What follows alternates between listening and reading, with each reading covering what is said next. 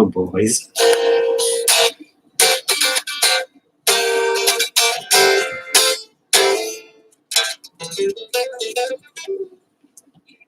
No mohawk. Gotta keep my head warm. Fall's coming to Massachusetts. Shane. What's up, buddy? That was a good stream. I really enjoyed it. Got a bunch of mail. Also, one of those new, the newer Fairfield hangers. I don't know what the pack is in it, but it's 2018 something. Also, a cat that's going absolutely insane.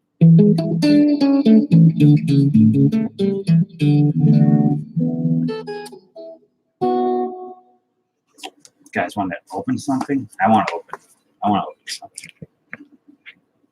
Where's the chat? Get my shorts on.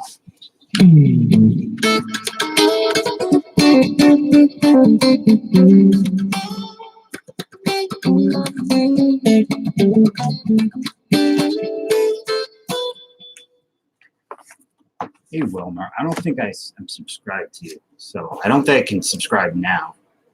I know I can't, so I will after. I got a notification when I left Shane's stream that you subscribed to me. Hey Shane, Chris. Got to come up with theme music for each of you. So Chris is kind of a ninja, so.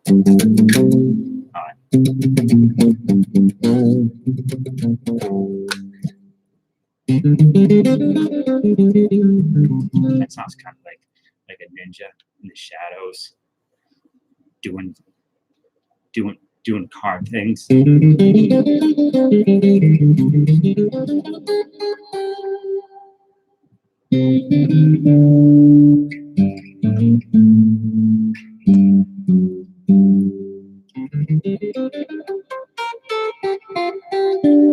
Iron Man theme, like Iron Man from Black Sabbath.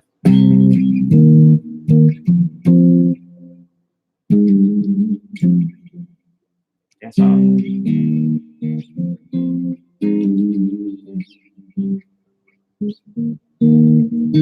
See that? Yeah, what's that song on? Eddie Brickle from the 90s, like What I Want, What I Am. You could do so. You could turn Iron Man into that song somehow.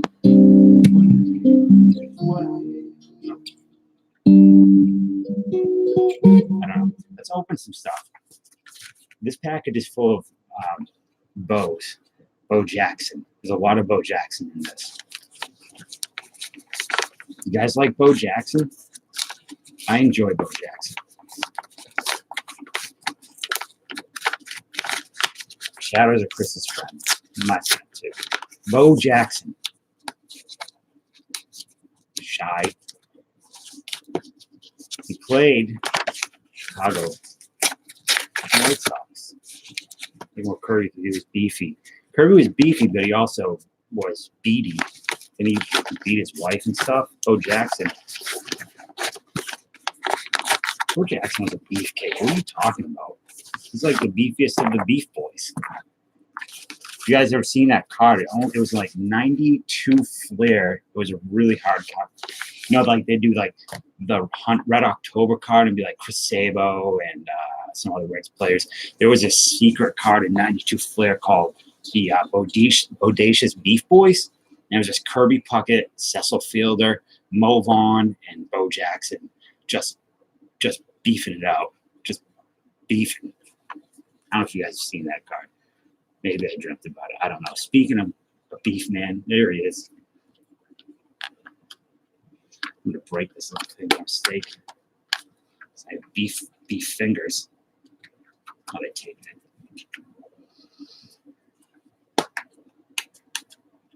Bo Jackson is better than Bo Vaughn. Oh, you might be right about that. But I said it, the only, like what other players out there are like Bo Jackson and Ricky Henderson, and that almost every one of their cards is really sharp. Kirby was more than husky. I'd say Kirby was a bit Well, later he was a little bit dumpy. No, I don't know. I didn't watch Minnesota. I can't open this thing. What's in here? Let's see what's in here first. Prince Fielder was a thick boy. Cecil was the thickest of them all. So this card's really cool. I don't have this one. The Auburn Tigers most wins card. That's kind of why I bought the lot. It was like super cheap. I bought the Kirby Puckett lot. Got the Kirby Puckett 85 lot off this person on eBay for like $5, I think. This was only a few dollars. I got the Auburn Tigers card. I got the 87 Tops, which I already have, but it's one of my favorite cards. And Lloyd Abraham, what's up, buddy?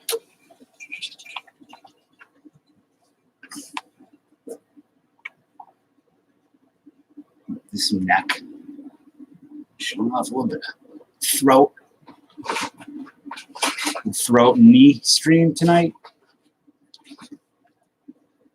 Someone kill me, please.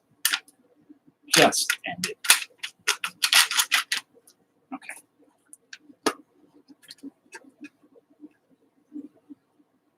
Mud Dog, where are you? Can't see you. So there's also these, like, right? So all the typical little cards of the day that we've all seen. I don't think there's anything special. It's like just Topps Kids, I think. Hey, Breaks stuff. What's up, buddy? What was this? I forgot about these cards. Man, they were awful. So this was like the cards I was talking about, 92 Flair. There was that secret Beef Boys card. Breaks and stuff has it. He's got like the only 6 copies known. The Bodacious Beef Boys. All those shirtless men. This is one of my favorite cards of all time. This set is great. I don't give a shit. I don't care what anybody says. This set, 91 score. This is a really awesome set. Look at all the cool cards in this. So many. Every pack was like had like 10 different inserts in it. So blah, blah, blah. We've seen all these cards, but these ones I did not have. What did he get out of that? What did Jabs get out of that 78 Tops? I didn't watch it. I was out. Bo knows baseball. Eat my shorts, Bo. Yo, Bo. I'm Bart. And I'm rambunctious. I'm crazy. I'm your typical 90s dude. Awesome, dude. You got our Ozzie Smith. Man, imagine if you got a second seat sheet.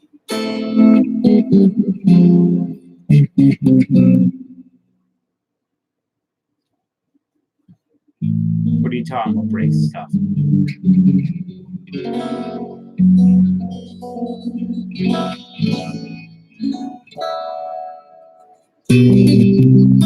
So that was some Bo mail. I have a Sandberg lot coming up. I have mail from Ricky Clark. Ricky Clark. Whoops, I didn't even show his address. So I know what this is. It's been sitting here for a while. And it's nothing too great. He knew I had no Wanda Franco. I like all the cards I got this year. I got no Wanda Franco. So he's kind enough to send me over a paper Wanda. Nothing crazy. You guys probably got 1,000 of them. I have some Jonathan H. mail.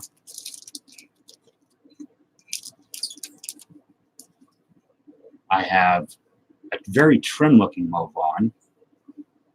Another Bo Jackson. 2014 Xander Bogaerts rookie. That's pretty cool. Well, and I don't have this Bo card. I don't think it's a Mo card. It's a Bowman. So wait. He prime dropped a few, and Eric, let me ask, yeah, Prime Out was, I think, said something about that. How fast was the chat? Like, was it crazy in there? Because I didn't see. And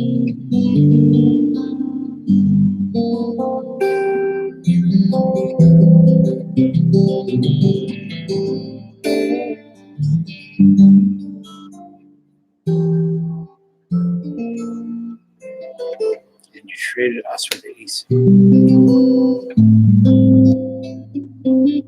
How fast was the chat going?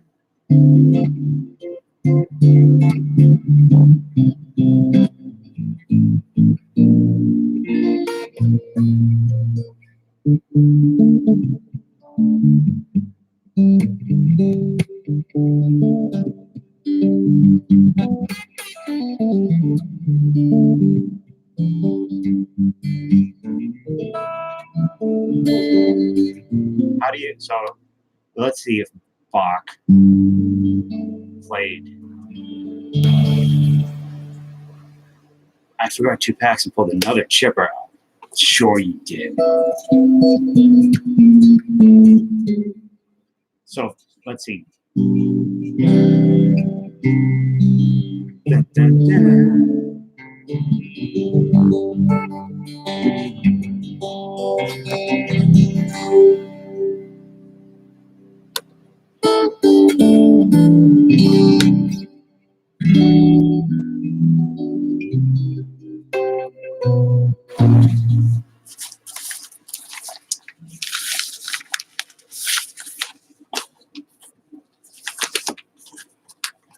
I don't know, man.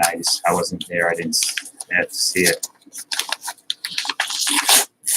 No, not really, but yeah, it's not the time for that, unfortunately. I appreciate you asking. But the answer is a resounding no. As bold as I can make it. But I have cards, and I don't know what the fuck are these. What in the world? So this is from AI. This is AIAB card breaks, okay? Which I bought into as fire break, and I got Milwaukee, okay? But there's some crazy stuff in here. So I got. Oh yeah, I had the Dodge. Okay, my bad. I got Milwaukee, Dodgers, and Cincinnati. So the better cards are got the Corbin Burns rookie, got a Walker Buehler for Chris, for CSG, for JJ, Griffey Jr., and a Nick Senzel rookie parallel. So that's pretty cool. But he sent me this.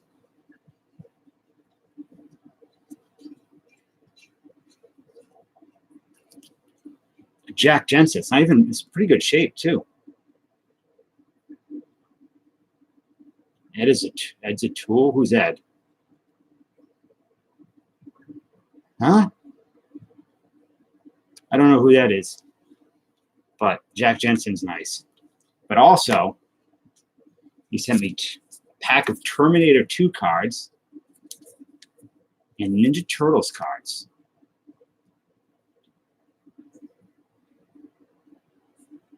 You talking about the all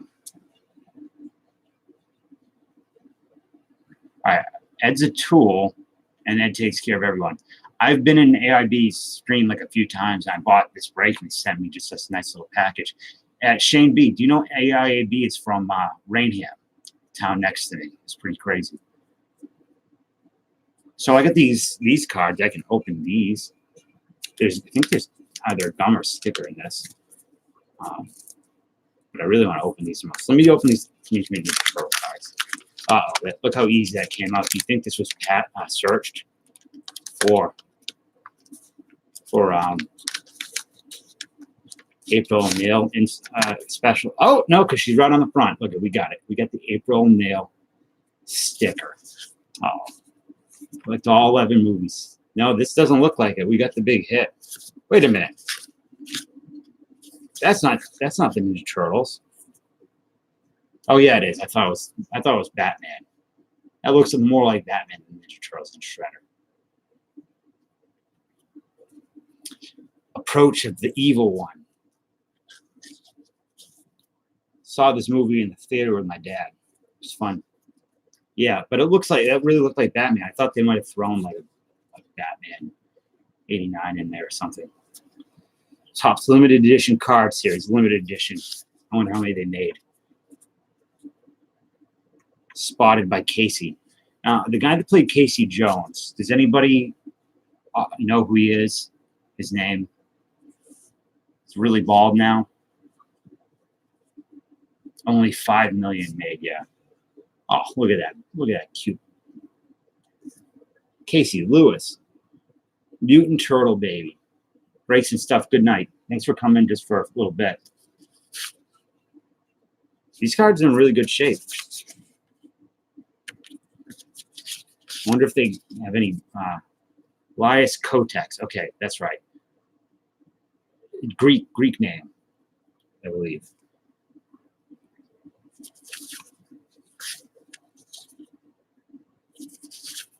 There he is.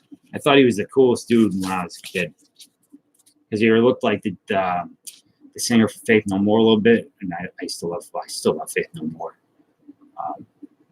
Mike Patton. That looks like CM Punk. Preparing for battle.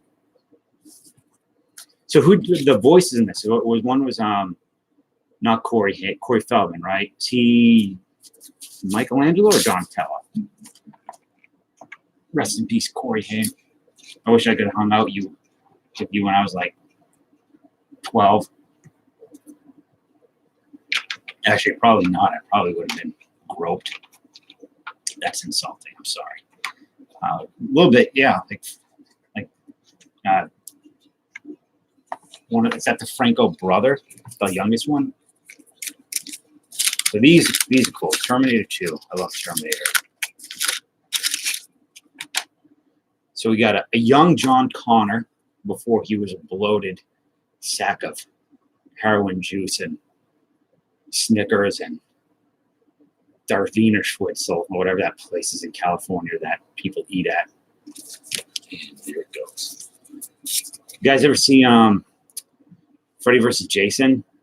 Corey Feldman was on top. I thought that Corey Feldman and Corey Haim were like the two coolest guys in the world when I was a kid.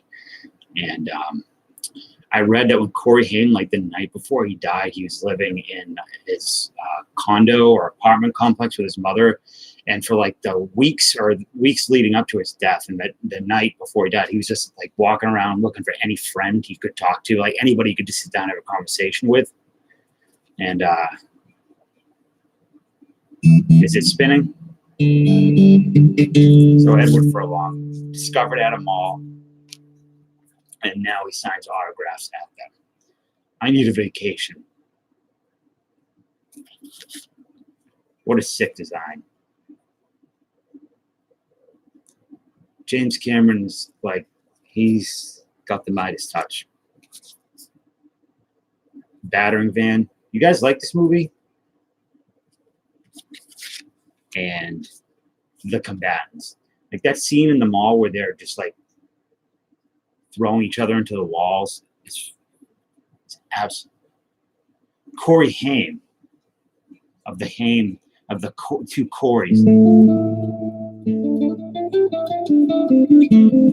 I just thought they were cool, like Lost Boys. And I loved Goonies, and they did like License to Drive together. They did a whole bunch of movies together. I just thought they were both really cool as a kid. David Bowie's Red Shoes, Stevie Ray Vaughan. Well, I know he played Let's Dance. Nile Rodgers also. Topps need to make Rain Man cards. I disagree with you thoroughly on that one, Brendan. I think you're a smart guy. I don't know what's gotten into you. Maybe a parasite of some kind has entered your brain. But I think the last series of cards that Topps need to make are Rain Man cards. What they should instead do is just make decent baseball cards that don't ruin the common man. 2,146 Rain Man. Lucas too. So apparently, I don't want to get two more, but apparently that's this movie that Corey Haim was essentially ruined on by another person on there. Everybody thought it was Charlie Sheen, and actually Charlie Sheen's ex-wife kind of implied that it was him that did something to Corey Haim. But I'm sure it was multiple people. But the kid, do you guys remember, is it Friday the 13th Part 4? The kid with the chocolate bar that's at the camp for like troubled kids. It's the one that didn't actually have you're saying you want to see a Tom Cruise Topps card? I'd rather no, I wouldn't. Look, you put me in a real position here, in that I do want to see a Tom Cruise Topps card, but I don't want to see a Rain Man Tom Cruise Topps card. What I would like to see is a Magnolia Tom Cruise Topps card, like me sitting there crying, and what's his name's? I fucking hate you. I fucking hate you. That scene. Philip Seymour Hoffman's in the back, just holding his face. Great movie. I love it. Chris Sable's glasses. Are you in here, dear someone? I know you like it. I need some backup. I feel like I'm. Yeah, he's into Scientology, but I don't care. Like you can be. Not my thing, but do your thing, and it's your thing. Do what you want to do. Does everybody know the scene in Tombo when I do this with Tom Cruise? One of the best scenes ever. And then you hear and there are frogs raining down from the sky. And because those things just happen sometimes.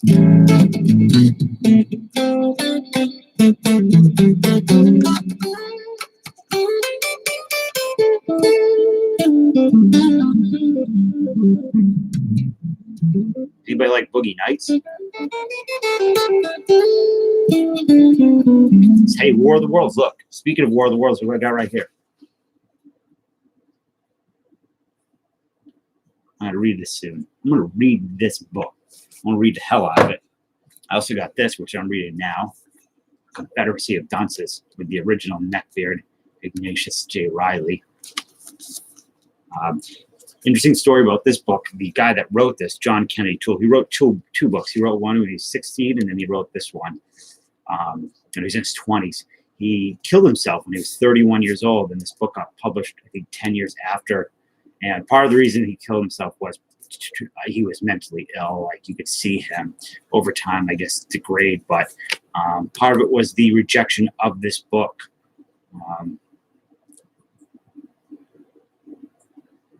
What, Boogie Nights made you feel? Where's Carlos?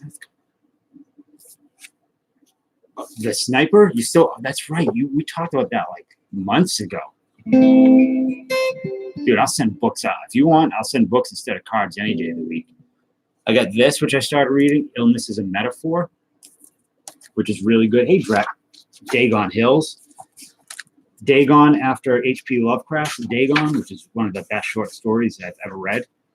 So let me read.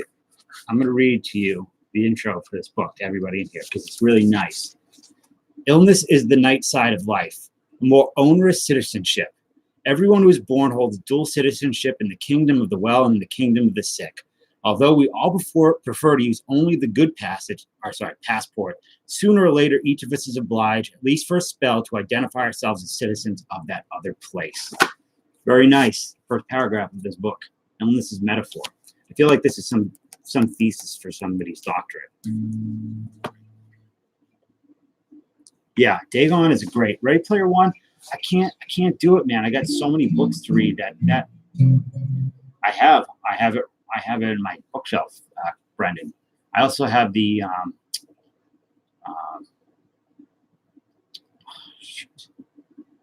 Aleister Crowley.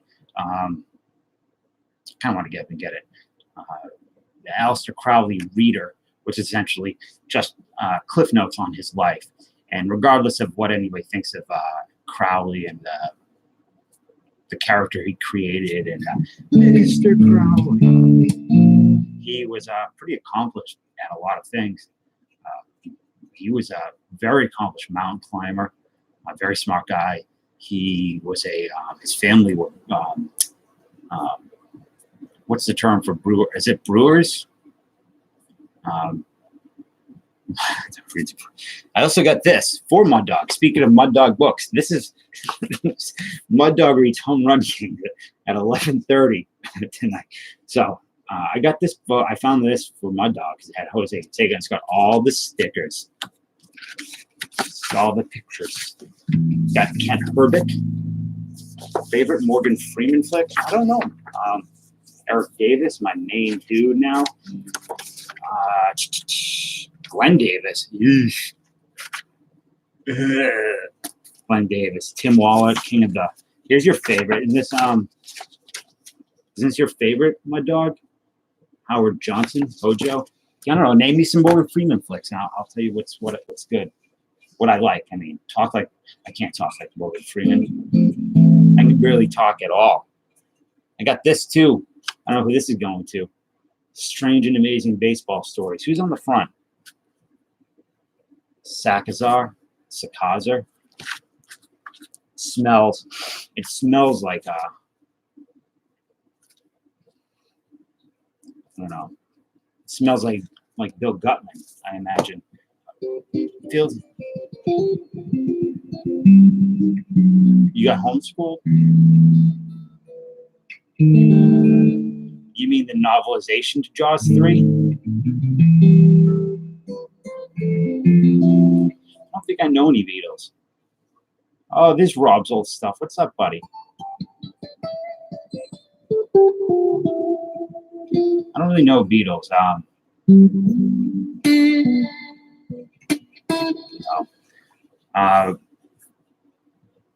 I want to get back to Brendan Simmons' question about what's the best Morgan Freeman flick. I don't think the Beatles are very good. You know, I used to think the Beatles sucked too. I just never was into them. There he is. There's Chris Sable's glasses. What did I have? I had something. I needed him to back me up. Oh, I was reenacting the scene from Magnolia. I fucking hate you.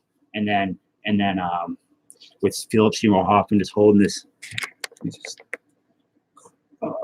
crying in the back, and you hear frogs smashing, and Juliette Lewis is crashing into places where, and just backing me up. That's all I'm asking. The bucket list is good. I'm going to say that's a lie. All right, Dallas, thank you for coming in. Your dog's fine. Your dog eats much worse. I have a feeling the dogs eat shit. So, actually, I don't know. You probably need to take him to the hospital ASAP. Yeah, Magnolia is the GOAT. I remember renting that. Liz, you up? I remember renting that with my girlfriend at the time, and just her hating it. And Dagon Hills, thanks for coming in. I'd like to talk Lovecraft with you sometime. I think I've read all Lovecraft stuff, but I saw your Lovecraft picture in the back, and I don't know. I'd like to chat about Lovecraft with you. You know, Annihilation is like a Lovecraft movie to me. Actually, like John Carpenter is like the closest thing to to real like Lovecraft cinema.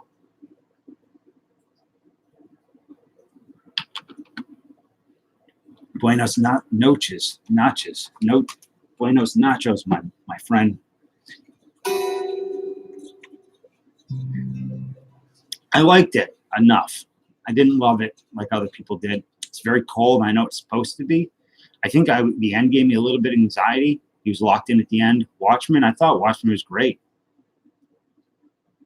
No, I love Annihilation. I love that movie because I have read his letters. I have read some of them. I know how people feel about him now because he was a racist and he was xenophobic, but I can separate that from the person. Along Came a Spider. Is that with Judd? Favorite Marvel movie? Guardians of the Galaxy, maybe? Yeah, the new Annihilation. Like, that was in my head. I remember telling my girlfriend we left, I said, man, that is what Swamp Thing. In like the movie Swamp Thing in my head, that's what it is. It's like super grotesque, and it's body horror, and it's violent, and it's sickly. And like turns out afterwards, like he said that Swamp Thing was a big influence. So that was kind of neat. And I wish he was doing Swamp Thing movie. But which Robin Hood? Because there's a couple. Man, the end of that movie like was just blew me away. Just blew me away. Not the very, very end, but like the right before. Which Robin Hood? There's a Kevin Costner one.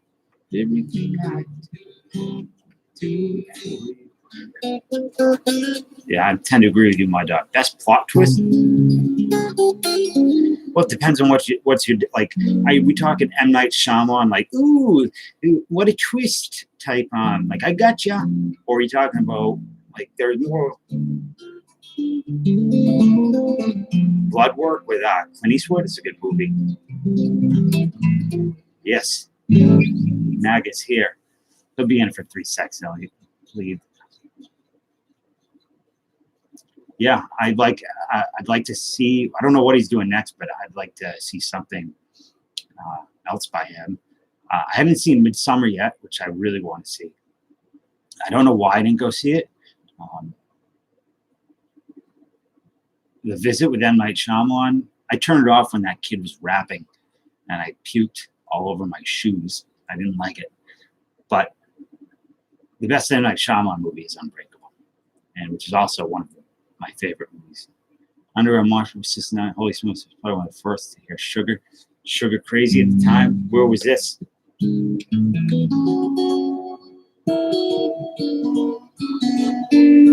There was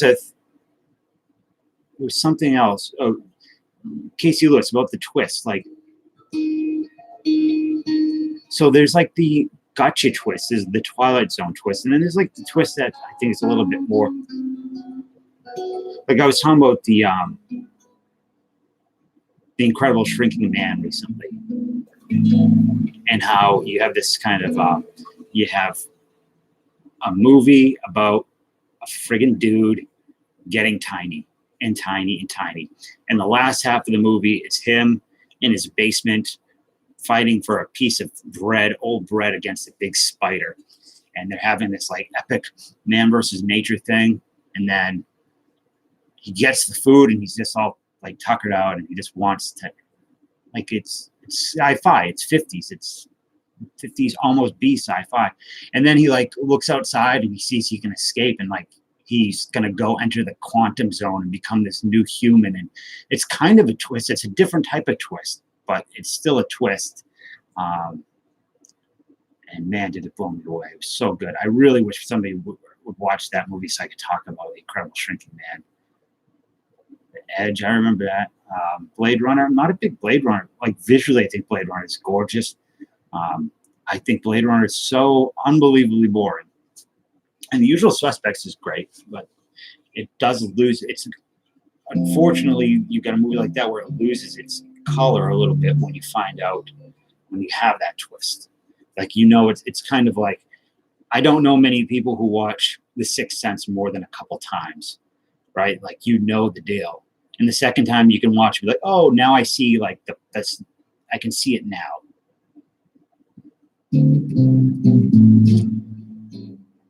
I don't know, Kevin. I think there's a lot of people that do movie reviews out there. So many. I've seen The Lamb 4 times, bro. What do you? Of course. Who hasn't? I thought that was like required watching for every. Even like my young nephews and nieces, they all know that. Poor the little girl, Littlefoot, right? Of course, that has a terrible ending with her dad, the girl that did the voice. If anybody's familiar, I think he killed the little girl. I think it was Littlefoot did the voice. The father actually murdered her. Not mean to bring anybody down with that, but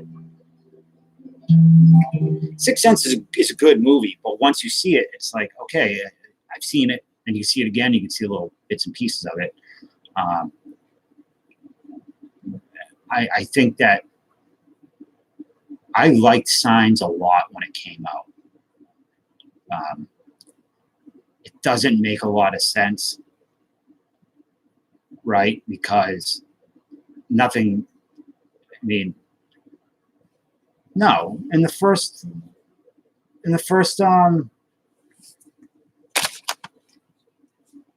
Let me see. Land Before Time. I thought the first one was a little girl who's killed. Oh, Ducky.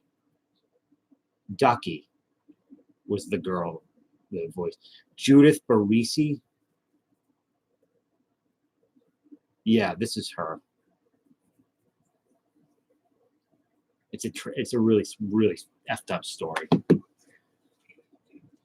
What's up, LTLT tube? Lit tube.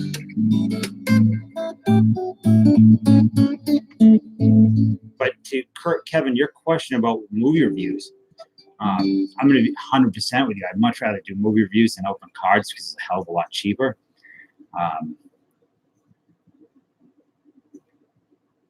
Video of that woman who had a bad day you sent us?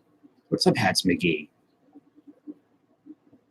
The video of the woman who had a bad day. I don't recall.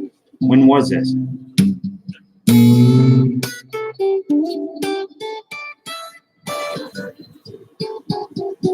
What I'd like to do, if maybe Chris Sabo and I could do it.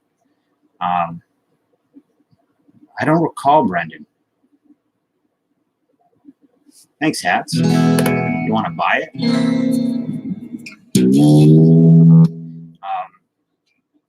I would love to do a video series on Friday the 13th, like a real one. I have a notebook over here full of notes from Friday the 13th and Halloween. And I have a whole canon for Friday the 13th. A whole way to explain Friday, what Jason really is. That is better than any explanation out there. And I'd like to do a video series on that, but I don't know how to do it to start it.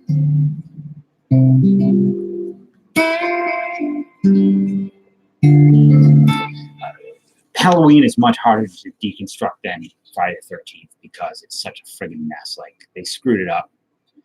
I did not really like Interstellar. I like the visuals of Interstellar. I thought that, there was some, I can't remember, like when they were talking about why they didn't have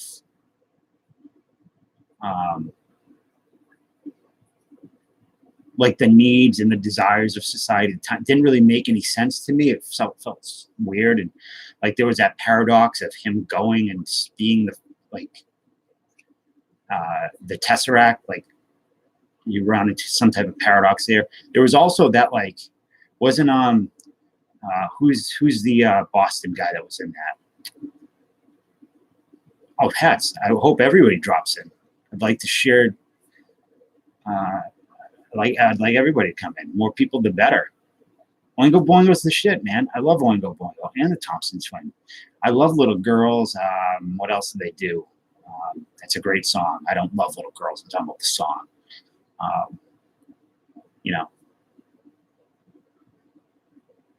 Time is relative phase. Yeah, but there's still some really big problems in that movie. I don't remember what they were, but I remember when I was watching it, there were some pretty big plot holes that didn't even have to do with the Tesseract and him meeting him, getting the message from himself, right? And then Matt Damon's character, wasn't his name Hugh-Man, like Hughmann? Like, I don't know who thought that was a good idea. Probably David S. Goyer. Yes, I see Moon's good. Bloodsport's good. But like when you're writing, right? Like, and you say, this guy's, see how smart I am? This Hugh-Man over here. I think that's really not good for your. It was Hugh. His name was Dr. Hugh-Man, like human. He was like, and he was the bad guy. And he was like, it was just so on the nose. I believe it was Dr. Hugh-Man, unless I dreamt this. And let me look. Interstellar, Matt Damon.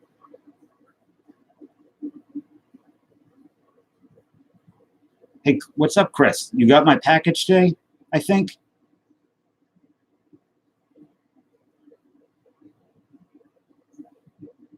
So let's see what his name was.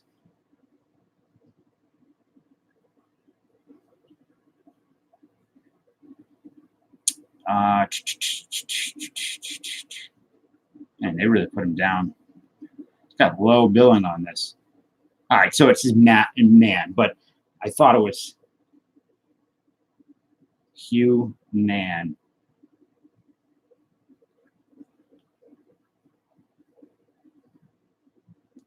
Did I dream that? I'm pretty sure they call. I'm not making that up. That it's somewhere, or maybe it was in the original script or something that his name is Hugh Man. Maybe that's where it got out of my head. It is a garbage pill name. There was like a zombie movie that I saw a review of recently where they named all the characters like Romero and things like that, and the name of the restaurant was like George's. It becomes like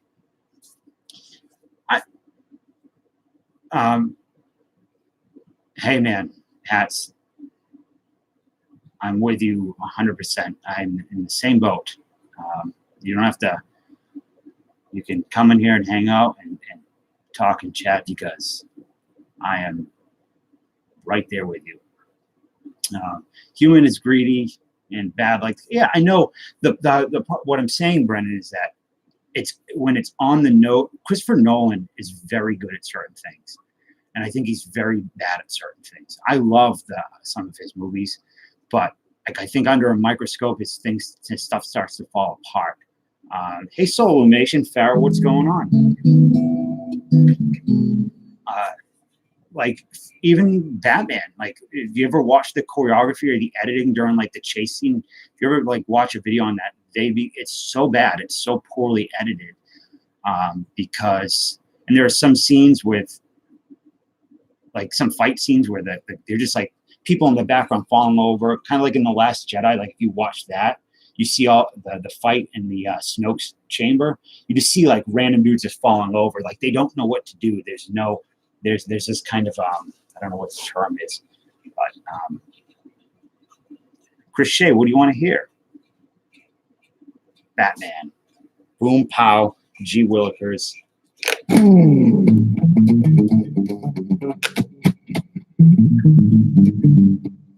Hard the ball is. Yeah, I don't know. Here's the thing, Brendan. If you're like traversing the universe, right?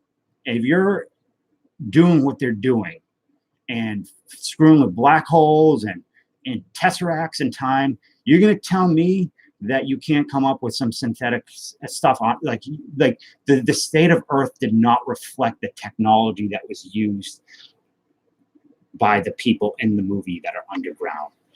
I don't need to do it. See, I wouldn't play anything all the way through because I don't want that dead time of like 5 minutes or whatever.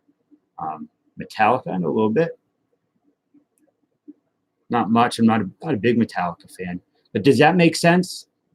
Shane, thank you so much for coming in. I really had fun in your stream tonight.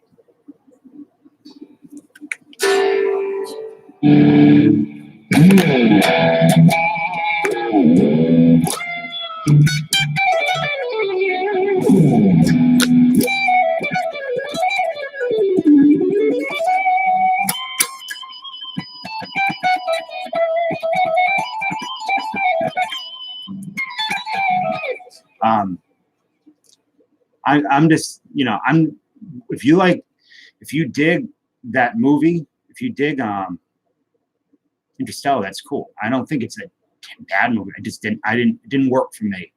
It was a little too hammy in that sense. I do like Christopher Nolan though.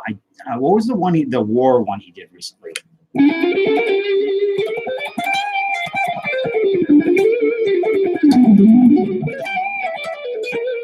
This doesn't sound right, yes, because I'm on the right tone. There we go. He likes Ivan Rodriguez. Yeah, it would have been cool. I just what was the Dunkirk? Dunkirk was beautiful, absolutely beautiful movie. but it was boring for me. I'm not a big war fan.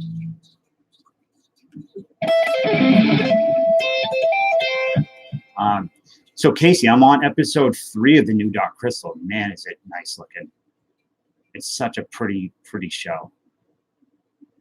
And it's kind of cool they're getting into the cosmic side of things.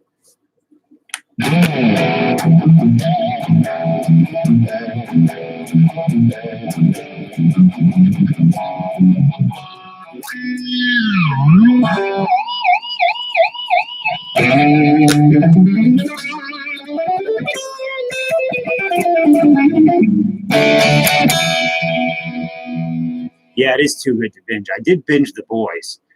I love The Boys. I don't really like a lot of comic book movies. That's great. If you like an anti-comic book movie or show that's like very hard, it's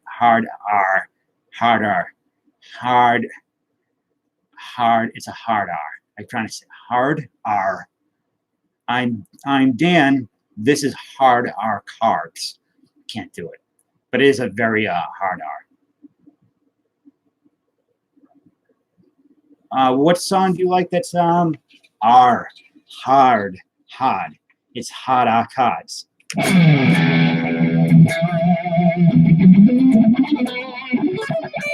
The weather right now in Boston is like 56. Dear someone, now that Zodiac Killer card is just for you. It's for you. I don't mind it for it. I put that up there so you can have it. The weather's pretty good in Boston. It's wicked chilly. It's getting wicked cold for the fall. You're gonna have to hit a Dunkin' Donuts, D&D. Clayton, thank you for coming in. I always love it when you come in. I do. You're a great guy. Yeah, so it's Mud Dog. I have the power to demod you. You know that, right? So when it gets wicked cold in the fall, hats are on. You're gonna go to the Packy. You got to go get a 6-pack of friggin' mics. Maybe get a turbo on the way. This wicked fucking asshole down the street. He wouldn't move his. I don't know. That's kind of how I try not to sound.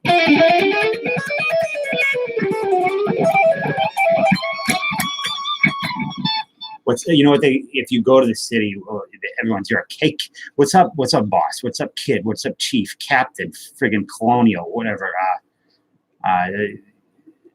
Coach. Well, we don't live too far away. You're in New York. That's not too far.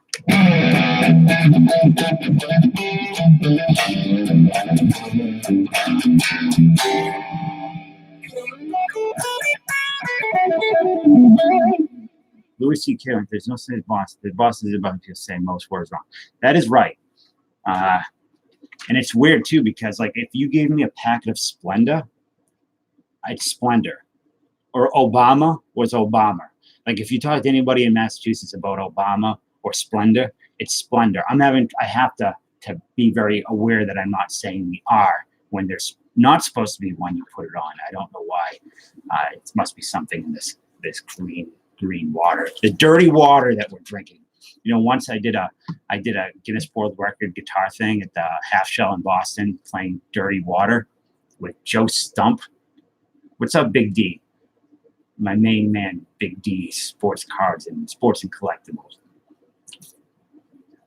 Joe Stump, if you don't know who he is, a very good guitar player in Boston who is like an Ingvar Malmsteen clone. I was working on it anyway, so.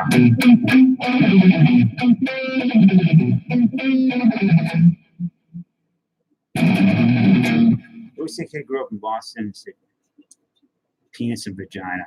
I don't remember that. The guy that taught us sex ed, the guy that taught me sex ed, just called it quiet time.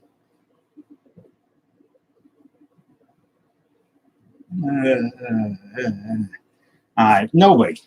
Don't say her. It's like Beetlejuice. You can't say the name 3 times.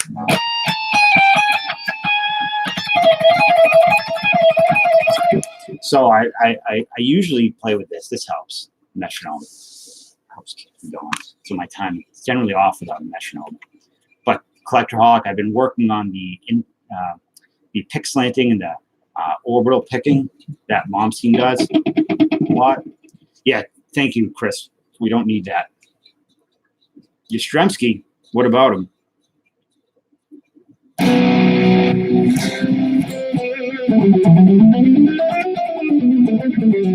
What about Noma? You come to Boston, you bring up Noma. It sounds like, I don't know, chickens or some type of animal. Noma, Noma, Noma, Noma, Noma, Noma. Same. Yes, I've been in many. I do know a Metallica song. Let me see. What would it be? Oh, that was off in Justice for All. Yeah, Toby Keith. I bet you Yastrzemski gets Rookie of the Year votes. What's up, Jackpot Pro 19? I think you did. I've been to your channel. I was there looking at some stuff last night. You do slot machines, correct? I try to remember. You guys want to hear something kind of cool? See if I can do it without messing it up. I got all this energy now. I was so sick all day. Now I just want to get crazy on YouTube chat. Arcade and Lotto Scratcher. Man, I have no luck with that stuff. Oh, to be, how do you like type his name out phonetically, Chris or CSG? Oh, I don't know. You guys like, so who here knows? I think I played this for Clayton the other day. I used to know it, but I want to relearn it. It's hard. The Munsters theme, you guys like the Munsters? You guys remember the Munsters? Donald Blomdahl remembers the Munsters, I bet. O to B, right? Okay. Donald, do you like the Munsters? Donald Blomdahl. Everybody in here, if you haven't been subscribed to Donald Blomdahl, please do it. Everybody, Jackpot Pro, he's not been in here much, so if you guys haven't subbed to him, should give him some love. So the Munsters theme. This is a version of the Munsters theme by a guy named Ted Green, who's died alone and penniless in his apartment. And he's one of the greatest guitar players who ever lived, and nobody knows who he is. His knowledge of harmony and theory is ridiculous, the best of any guitar player I've seen. His ability to improvise, for instance, Baroque music. Like, you could sit there for an hour and improvise Baroque like somebody could improvise on jazz and blues and things like that. But he did a version of the Munsters theme, which is a Baroque version, which is essentially the version that Bach would have played. And I used to know it. If you can hear the counterpoint, I'll play it really slow.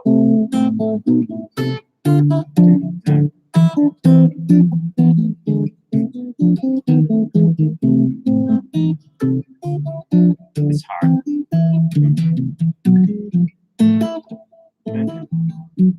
See, my fat fingers keep messing that part up. It's a tough part.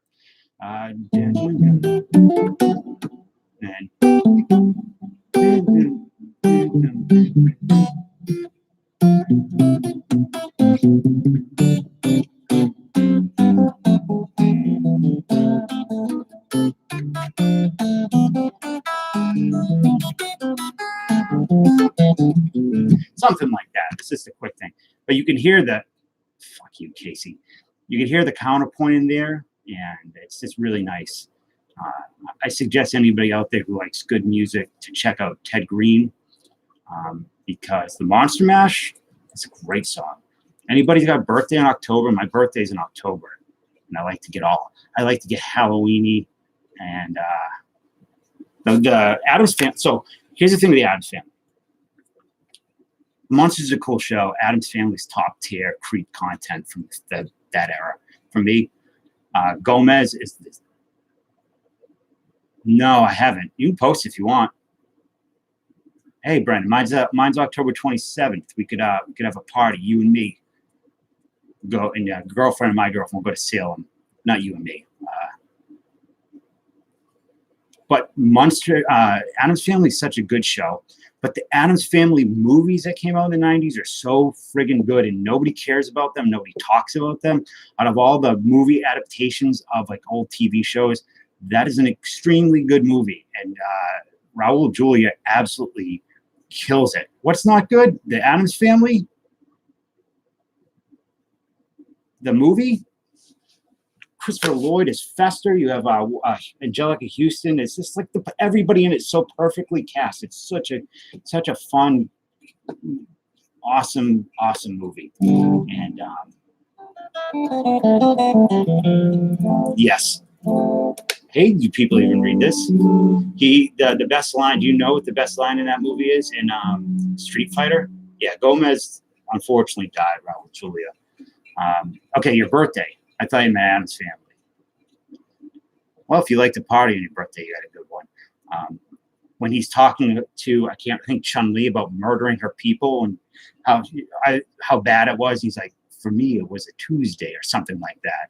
It was just a really good line and otherwise horrible movie. That's War Dogs. I don't dig it. Not much of a fan. I don't think it's a bad movie or anything. I just you want to talk about a Van Damme movie that's really good? He did a movie in the early 2000s called In Hell, where he goes to a Russian prison. Lawrence Taylor's in it, and it's really good. It's not great, but it's really good.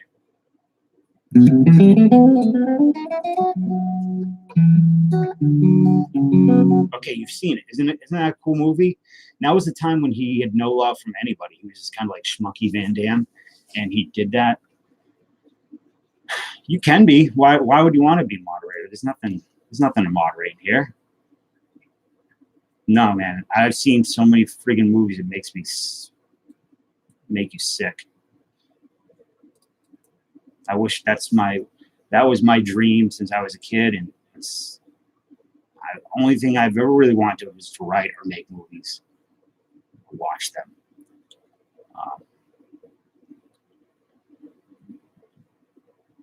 I was sub to you. I told you I sub to you. I said I'd sub to you tonight, but you said no. Wait till tomorrow. Hey, Hats McGee. You don't have to ever feel weird about talking about that. If you're ever feeling down, I'm the king of feeling down. So come in the chat and talk about whatever you want. I don't want to stay stuck on 666. Somebody get Donald quick before he's a stroke. I'll play some 666.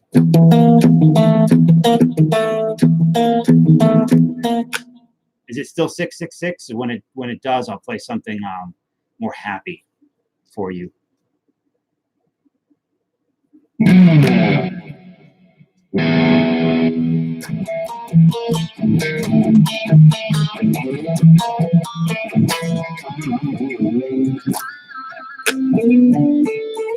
Anybody like Steve Vai?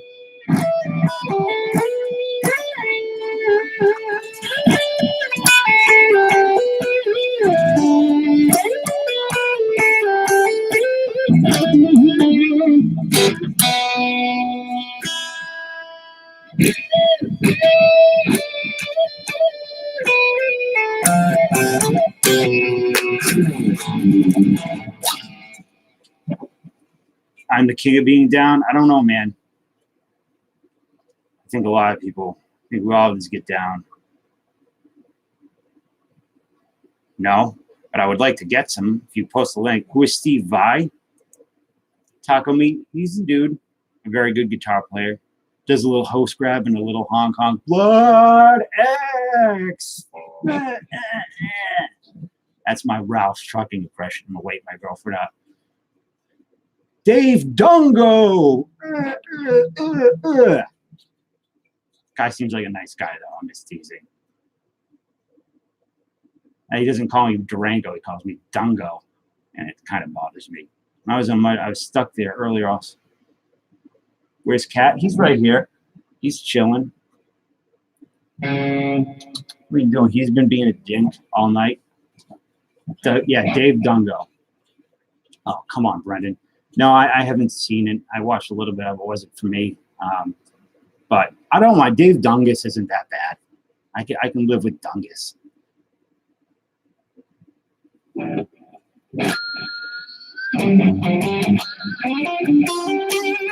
You guys like X-Files? I love X-Files.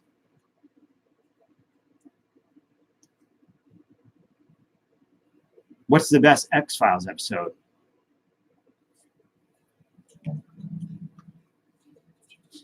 X-Files theme, let me see.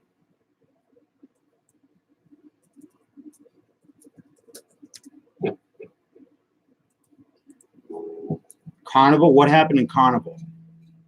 Hey, Hats McGee, thank you again for coming in. And like I said, you can always come in. If this is going, come in and talk about whatever you want. Because, you know, might help me too. A lot of times I'm not in a good place when I come on here. I almost did a video of it last night about mental health and things like that. But I don't know if I'm ready to do such a thing at this point. So, X-Files theme.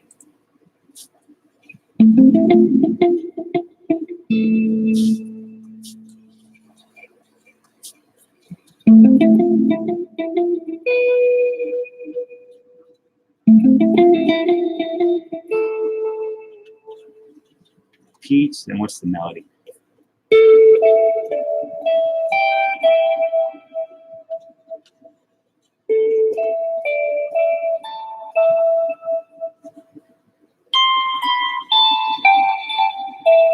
I'm creeping myself the F out.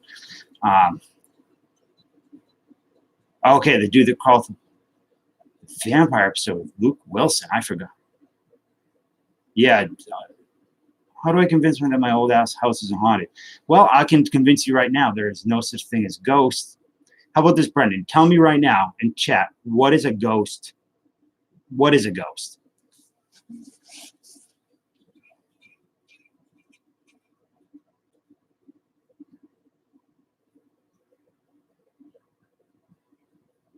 I have a lot. I have so many. Yeah, I get ghosted all the time, but those are just schmucks, not ghosts. I have so many comics, Casey, you would puke if you saw them. I just need to. Okay, it's a spirit. A spirit of what?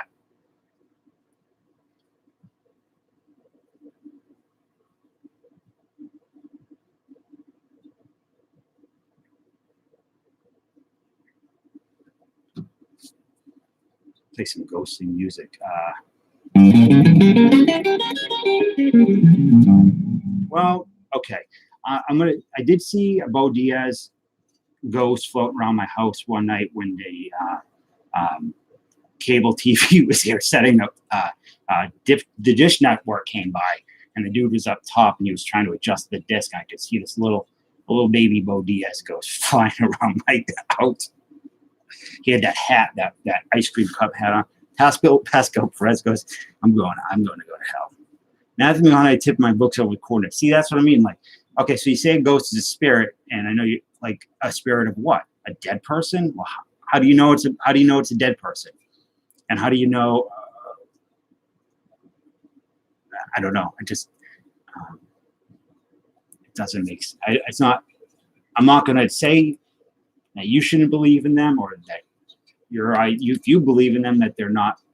You know, just I don't think that they exist. Shoot, I had an idea. Bad Blood was the episode with Luke Wilson. You're percussive.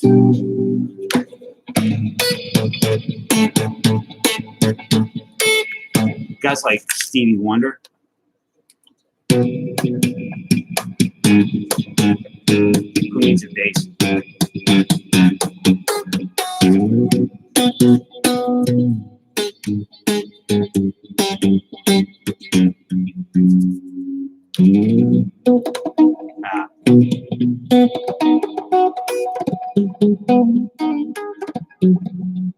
Figments of your imagination. Yeah, it is.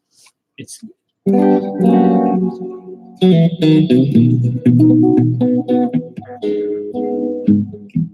don't know. maybe if I see one, I'm happy to. Spo Diaz. Is that too cruel? It's an energy and it's biblical. Angels aren't a real thing either. I'm not a religious person. It's not in me. I don't.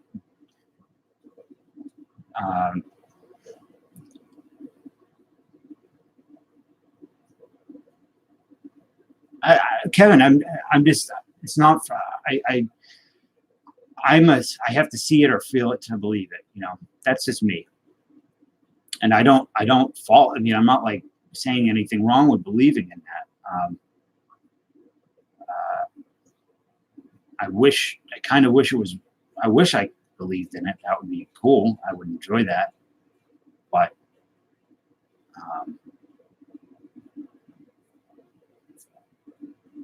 just it's like asking me to like mustard. I don't like mustard. It's just not in me to like mustard. But maybe one day I'll like mustard.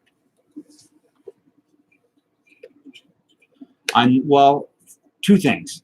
I'll say this right now. I'm not an atheist, and I'd rather not have any religious or political chat in here because, we all have our beliefs or non-beliefs, and I don't want us to, anybody to butt heads over it. I've seen ghost hunters. You and Donald, I know your position in the religious community. I think it's great, even though I'm not a religious person. I think a lot of good. I like the goodness of it all, but I don't want anybody having political or religious verbal skirmishes around these parts because there's enough places to do that online. And so I'll ask after this, Brennan. I don't mind. I culturally, I would say I'm more Jewish because of my family. That's how I'm neurotic. If you took Larry David and you took my dad Larry and me David and you put us in the tube from the movie Fly with Jeff Goldblum and we came out, we would be Larry David from Curb Your Enthusiasm. That's us together. Every one of my uncles is Larry David. Like every stereotype that show, I mean, it's real. Like we're like that. They're like that.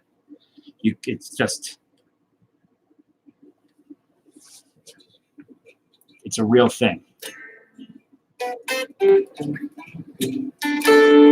Yes, I love Curb Your Enthusiasm. It's so good. I don't know if they're still doing it. It might be over, right? Or no, there's one more season. Yeah, Jeff Garland's great. Doesn't he have ADHD and had a stroke? He's got like a lot of medical things with it wrong with him. I like Seinfeld. Well, Seinfeld is, and Kirby's just kind of like Seinfeld on crack. Yeah, Jeff's wife reminds me of my friend's wife. Just so mean. Sam Darnold? Who's that? What is he a baseball player? What team does he play for?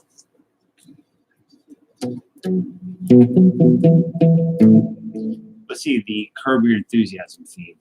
Actually, the Seinfeld feed. That slap bass was big around that time.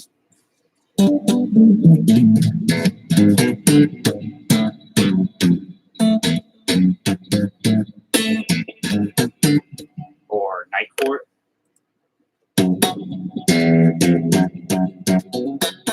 .357 Magic's favorite show is Night Court.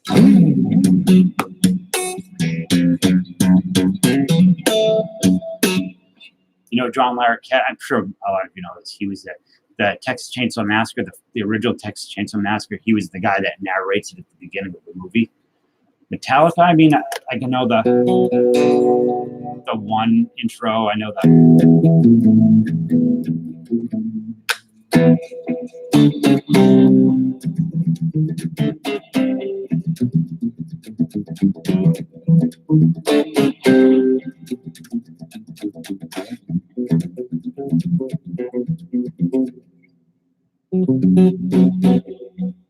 bass player in the theme to Chips? No. Who, the guy from, you mean Ed Gein? Wisconsin, you're up in that area? You guys want to talk about serial killers? I can talk about serial killers all night.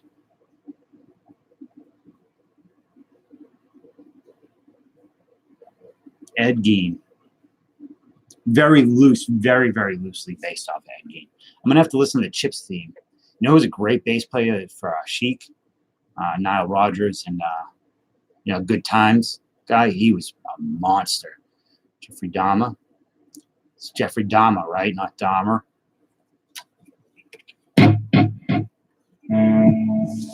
I don't like serial killers. I don't admire serial killers. I think they're scum, horrible villains. If there's, they're evil, nasty, bad people. But I find I like to read about them. Yeah, Ed Gein. I've read a lot of books on Ed Gein. And yep. That's one of the best jokes I've ever heard. And yeah, he was a real jerk. No, I know he is. I know Albert Fish is. I know when they put him in the chair that it malfunctioned because of all the pins he had put into his own body. And I've read his letters, and they're horrible. And he was a terrible, terrible Paul Melander. I know the name, but all right, Donald, thank you for coming in. I hope this conversation is. I understand if this is the conversation that you would exit on.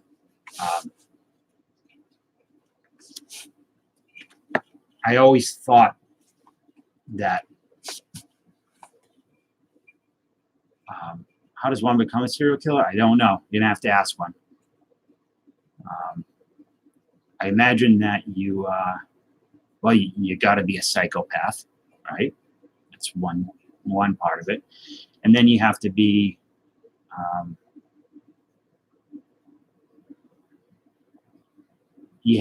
a messed up psychopath, because not all psychopaths are messed up, right? Like some of them, there's this idea, right, that psychopaths are higher up in companies, like they're lawyers and businessmen and things like that. And can't remember who said it. A psychologist, he said this is not true. He said because a psychopath is going to cause a path. They're going to burn every bridge. Narcissists, yeah, they're going to burn every bridge that they've ever had, and they're going to backstab everybody to get there. So most psychopaths are not higher up in business or anything like that. They're degenerates on the street because they ruin their relationships, and it's kind of a myth that they're in all these top places. Now there are some, of course. Whitey Bulger, yeah, and big around here. He was just. Who are you talking about, Kevin? You talking about a particular person or a? Yeah, Mindhunter. That's it. That's what I like. I like the forensics of it, the forensic psychology. The criminal psychology. Yeah, I like mob stuff too.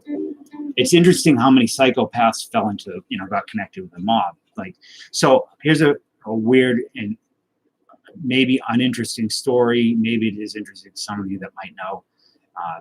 Do you guys know who the Iceman is? Richard Kuklinski. Like, he had the HBO special years ago. Then they had the movie recently with what's his face, Michael Shannon. He played the Iceman. So he was a mob killer, right? And HBO did a couple documentaries on him, and he went off, and he's got this kind of legend about how many bodies he left behind. He did kill people, but he was a liar. He really didn't do what he said, most of what he said. And if you've seen the movie, I think James Franco plays Mr. Softy in that. And in the documentary from HBO years ago, he talks about learning how to poison people and explosives from this ice cream truck guy named Mr. Softy. And he was a guy who drove an ice cream truck who was a Vietnam vet who knew about explosives and poison. And he made the story up that they worked together and that he killed him, that Richard Kuklinski actually murdered him. And the whole thing seemed weird because after I watched it, I tried to find anything about this guy, Mr. Softy, and I finally found Mr. Softy's son on Reddit, and I got in touch with him. I talked with him, and he told me about Kuklinski, and he said he was a liar, just like I had read, that he was so full of it, and that the only thing that they did interact, but Kuklinski came and tried to blow up their house one day. And that was kind of the end of the relationship. But Kuklinski did not actually kill his dad.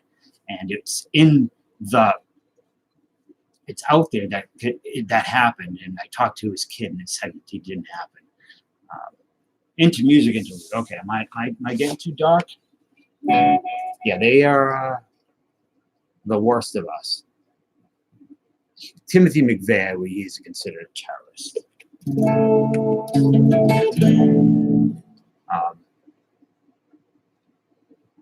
And then, like, I'm not being a creep. Like, I wasn't like creeping.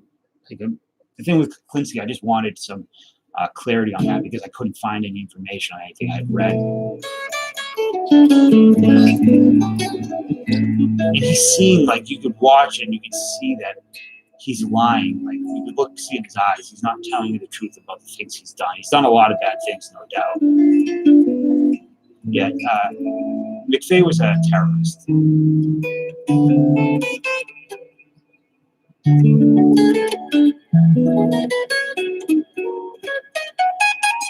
guys want to hear? I don't know how many people want to hear this. There was a cult in Mexico in the 90s, I think, and they were abducting Americans from Tijuana, and they were killing them. And they were out. I know a little bit about Jack the Ripper, but they were killing, and they were also killing other Mexicans as well. But it was just satanic, or is it some type of Latino? I can't remember what it is, but it's a belief system, and it requires sacrifice. And it was notorious. They had pixies. You're talking about the music Pixies, but what happened was they abducted a white couple from Tijuana. It made big news, and they were looking for them and all this stuff. And they had, in their rituals, they had abducted a custodian it was a Mexican guy, this old custodian. And this sounds horrible. What they would do is they would skin you alive. And part of the ritual would require, when they were skinning you alive, that you made sound, that you cried out in pain.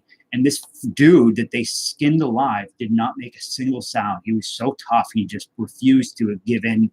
And it forced them to go out and try to abduct somebody else, which led to them getting caught, all because this dude was just such an unbelievably tough son of a bitch and didn't make a sound while he was getting skinned. So I thought it's a horrible story, but it's also an interesting story how they got arrested. Jim Jones, the Kool-Aid and the Xanax and all that type of stuff. I thought you meant David Koresh too. You had David Koresh. Yep, I've listened to that, Chris. I got another kind of weird story. You guys remember the Hale-Bopp comic, folks? What the hell's the name of the cult? Can't believe I can't remember right now. Somebody tell me what the Hale-Bopp comics. They all the Nikes on. There was Apple and Poe and yeah, that's past. That's Chris Weaver. That's our resident ninja. Heaven's Gate. Yeah, that's probably my girlfriend getting pissed at me. She's probably got a knife by my throat as I speak. So Heaven's Gate. All right. We all, like, if you grew up, have I ever seen The Toxic Avenger? Have you ever seen one of my videos, man? Love The Toxic Avenger. I got Toxic Avenger. Chris Sable's Glasses sent me the little promo sheet from Japan. It's amazing. It hangs on my wall. Love it. Love them all. I could talk about Toxic Avenger all day. But the Heaven's Gate, Doe or Apple, they called them, or Applegate was his name, but they called him Apple. So, right, he was gender neutral, right? So what happened was that the males castrated themselves. And there were a couple, right? So the site is still up. Now, there were a couple, I think, I can't remember his name, not Rusty, it might be Rusty, but the guy that runs that website right there, I got very friendly with him over Facebook a few years back and had a lot of conversations with him. He's got a YouTube channel as well. He's got red hair. I can't remember his name. He was not castrated, and he actually went out. He was one of the guys they wanted to go out and kind of, proselytize and do all this stuff when they had died. And I contacted him on Facebook, and we talked, and I was very friendly with him when I had Facebook, and we chatted, and it was just the weirdest thing. Like, I'd put a post like, "Hey guys, I'm having some waffles today," and he'd be like, post like 3 paragraphs of word salad about, asteroids and stuff. And or he'd be like, "Hey, that sounds good," or just like a regular comment. But it was either a very regular comment or a very crazy comment. And when he found out my friend was like involved with ancient alien stuff, he just went friggin' bananas. But that's my Heaven's Gate story. And, yeah,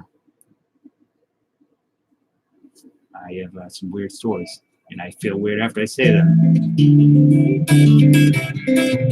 Which Nikes were they on? Which were those? Were those the?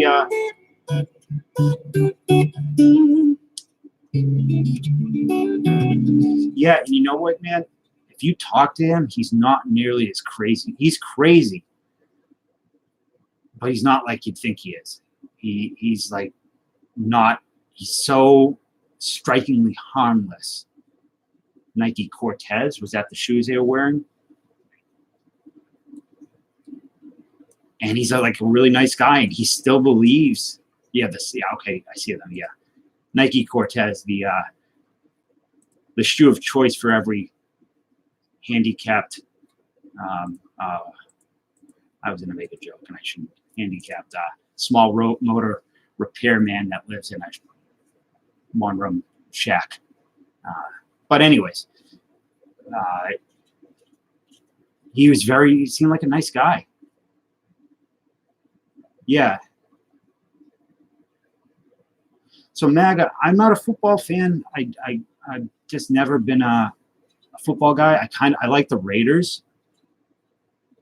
Is there any way we can make the Heaven's Gate logo into some cool shirt?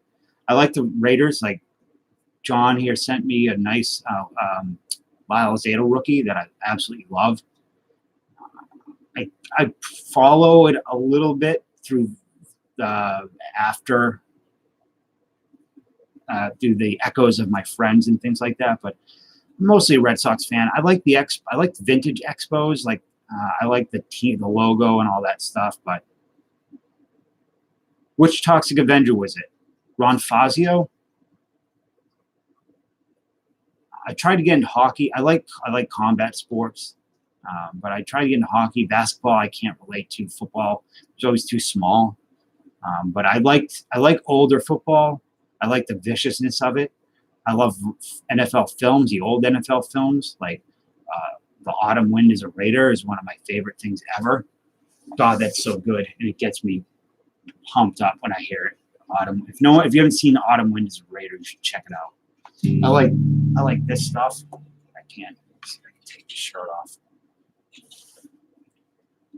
without exposing my goods. Don't know. Well, Ron Fazio, one of them died recently. One of the guys that played him. The last guy that played Toxic Avenger was massive. Was he big and bald? This is not. This is obviously AWA wrestling. This is obviously pro wrestling, but I do like real wrestling. Yeah. SNL made history tonight. What? It's Thursday or it's Friday morning. Okay, because CSG, are you here? The new Toxic Avenger, or the one that was in part 4, Citizen Toxie, he was in Breaking Bad as well. He's been in a bunch of stuff, but he was in Breaking Bad. He played I'll show you the picture of him if you guys like Breaking Bad. John does. Toxic. But yeah, Ron Fazio, I think he died, or one of them did. David Mattei, or Matty, was Man Mountain in Breaking Bad. And Better Call Saul as well. See if I can find a picture of him.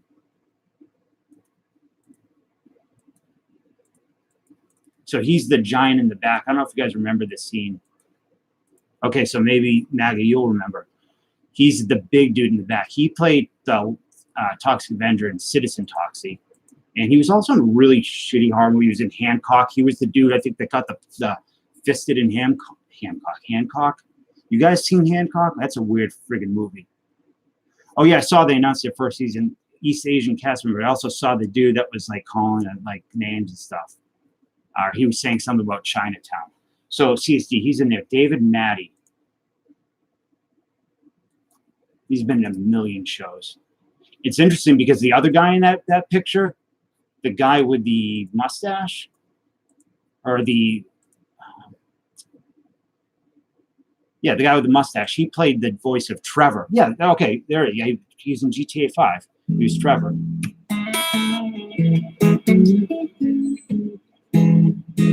But Toxic Avenger, I love it. I think it's in my top 5.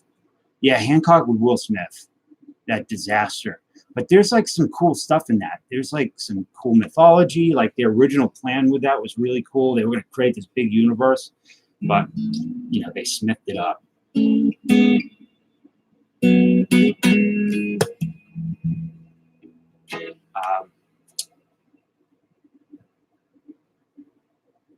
Collector Hawk, Toxic Avenger, yeah. Or Troma in general. They don't get much love anymore, I don't think. There was like that period a few years back where they had this, I don't know, they had a little bit more buzz, and yeah, their movies don't get the, they don't come out the gate like they used to for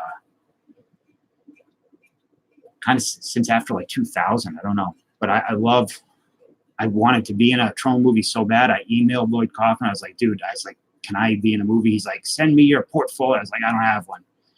He said, send me a picture of your face. I was like, I don't have one. He said, oh, okay, just come up and we'll put you in something.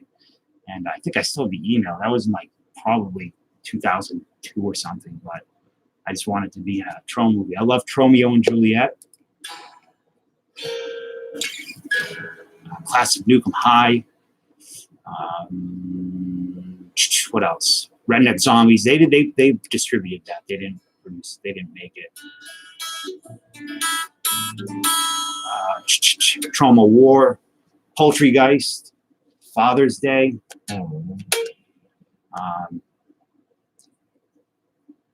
They did a Kevin Costner. I don't know. You guys know that Lloyd Kaufman, the guy that directed Toxic Avenger, is in Rocky? Lloyd Kaufman, Rocky. He plays the homeless guy in Rocky.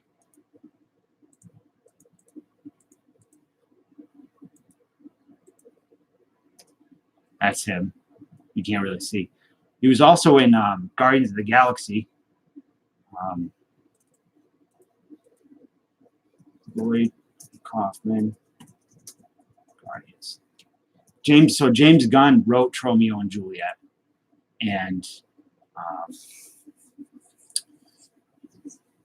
then he wrote Dawn of the Dead, and Toxic Crusader stuff. I love those toys. I feel them around. But James Gunn worked for Troma, and he was one of the guys that made it. So he puts Lloyd Kaufman here and there. He was in Slither. I think he was the homeless bum or drunk in Slither as well in the place, but in the police station. But he was in Guardians of the Galaxy during the prison break. There's a dude in yellow, and he's yelling yellow, and he's yelling, cheering on this old man. It's Lloyd Kaufman, an absolute legend. Love that guy. It's going to be a sad day when he goes away. John, Chris Sable's glasses. You did Cinemaska, right? We've talked about that. You guys remember the music to Toxic Avenger? Yeah,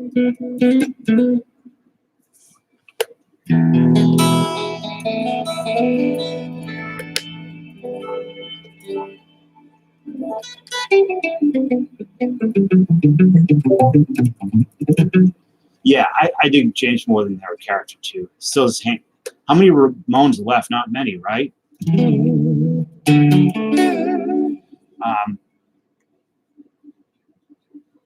I don't know what it is about Cinemassacre. I can't get into. I like him. I think it's the other guys I don't like. Oh yeah, man! I remember the cartoon Toxic Crusaders. I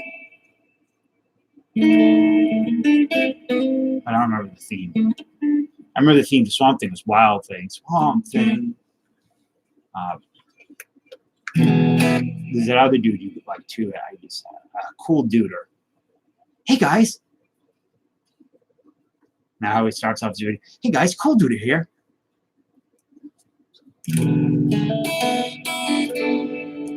My impressions are impeccable. All right, let me see. Toxic Crusader theme. Toxic. Let's hear it. Well, let's try it. Sing it for me, Big D.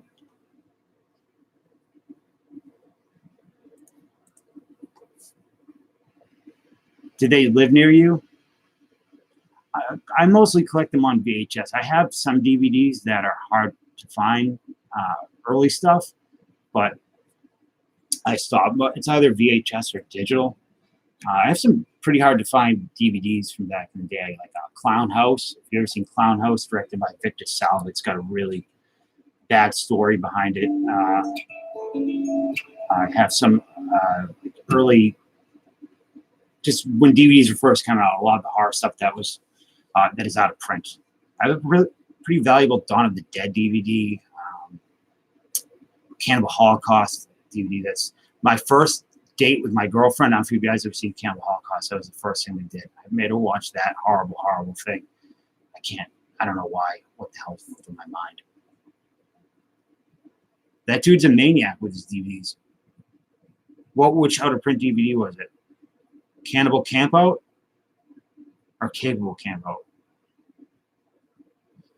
Do you have a list of them? I mean, I might be interested if you send me a list. Cannibal Campout. That's a really low budget flick, right? Super low budget. With I think I watched that not too long ago.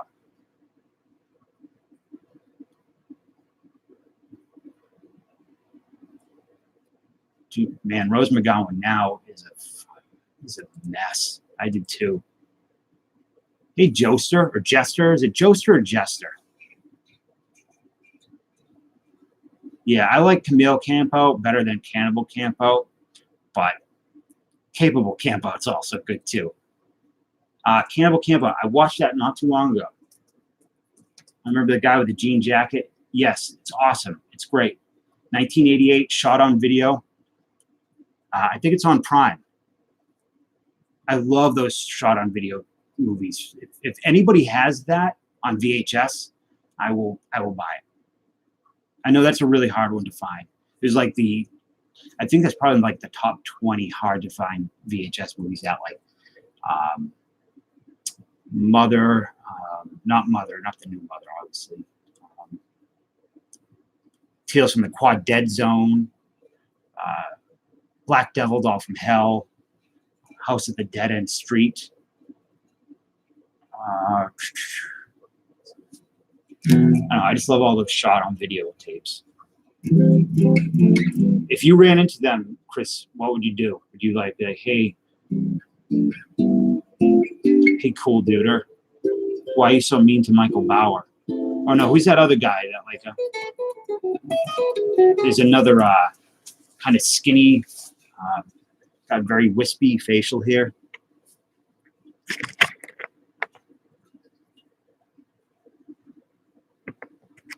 MAGA. I'm very happy that you stopped in for a little bit. I like having you in here. And Yeah, there's going to be NES stuff really soon on the Tube TV back there. I'm going to do NES streams. I have so many carts. I just want to start playing through them. But I appreciate you coming in and hanging. Vidmark, so you think they're mostly B flicks. I mean, I love B movies.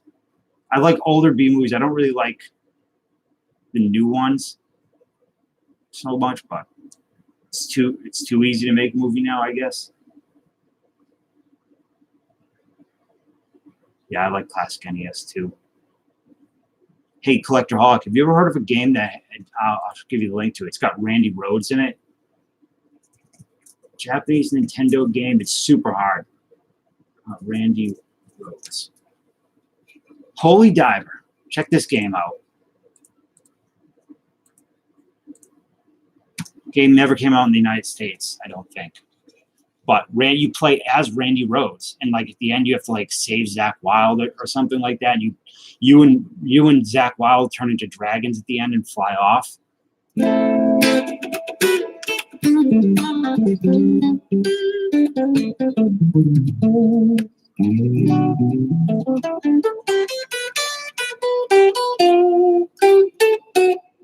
Chris, are you still here or are you out?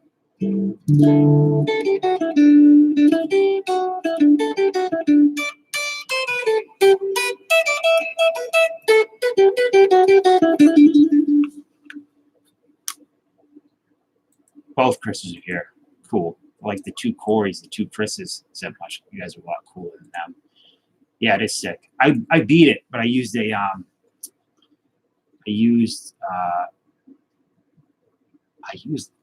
emulator to cheat because it was so hard. It's one of the hardest games I've ever played. I crave difficult video games. What do you want to hear, Jester Joester?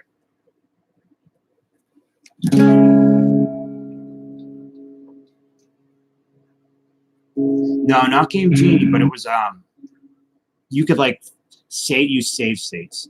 Weaver is definitely the Haim, and I'm the Feldman. I don't know which is better to be. I imagine it's better to be Haim. No, what did I say about older men? I didn't say anything about older men. You're hearing things.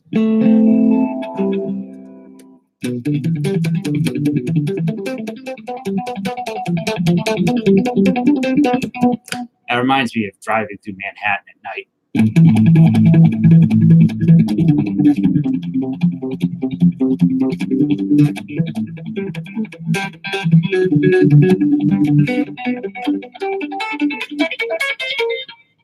I didn't say anything about it.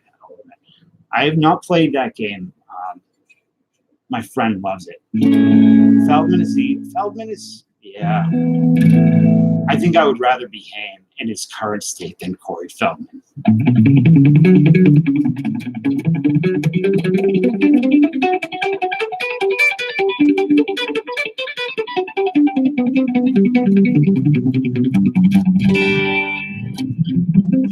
Actually, I don't know.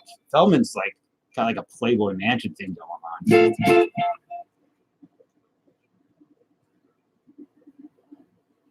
How does this sound to you guys? Right here.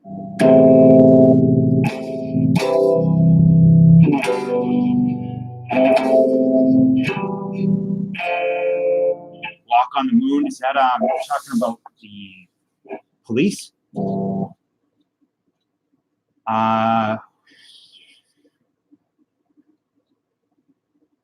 Corey Feldman's band is awesome.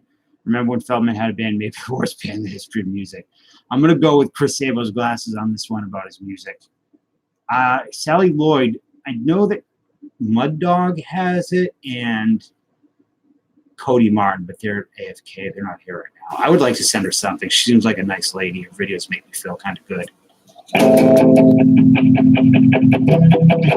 Walk the Moon, Shut Up and Dance With Me. Let me look at Walk the Moon.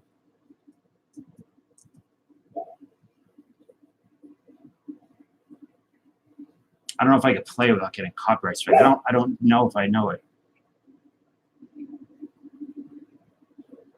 I put my butt up against the speaker. It sounds great. I think that's a lie, but you know, whatever it takes to get through the day. Oops, that was loud. See if I get like a bluesy type sound. Holdsworth, Alan Holdsworth. I would like to see John do some drum videos and Chris do some drum videos.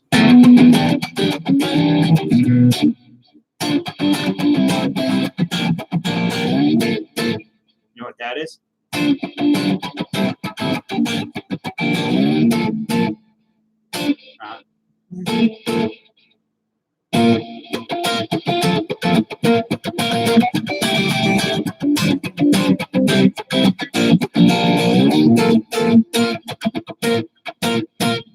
No. Collectorholic is Chris as well. He's another Chris. That is I'm Coming Out, right? By, I don't remember. Also, another song, Notorious B.I.G.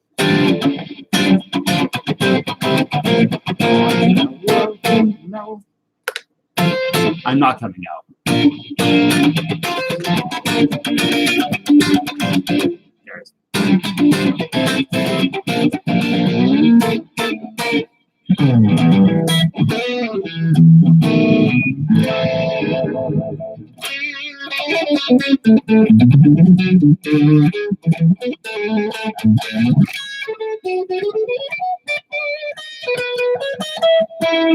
That was something I was writing that was inspired by Bill and Ted, and I don't know why.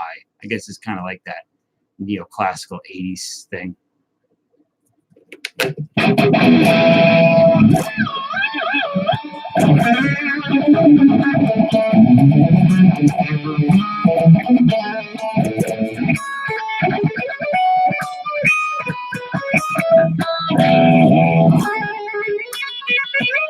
So much string hanging out? This, you mean? Or do I have something hanging out of my pants? Because I got so much string, too. You know, I don't know. When you say so much string, I don't know what you're talking about, Evan.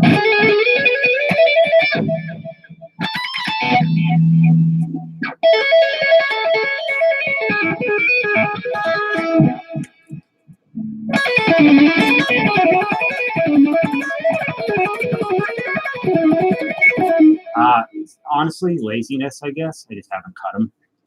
I used to keep them long in case they get worn out. I read that years ago that Eddie Van Halen would boil his strings to keep them fresh, but I just go buy them.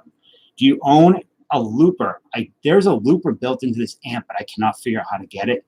And on my other guitar, I have a Roland synthesizer attachment to make it sound like a piano, a keyboard, a saxophone, whatever you want, which is really fun, and it's really great for writing music. That's got a looper in it. I wish I had one because you guys asked me for songs, and it works better if I had somebody to play backing or something I could loop over. I don't know how well it would be if I played like a backing track, blues in E backing track. So tell me how this sounds.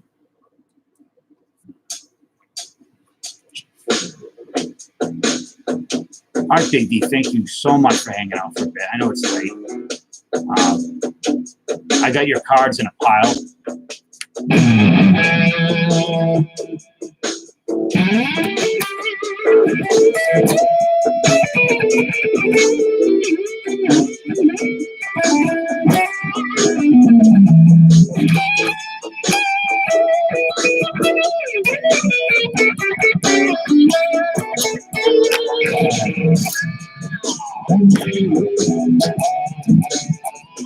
Does that come through?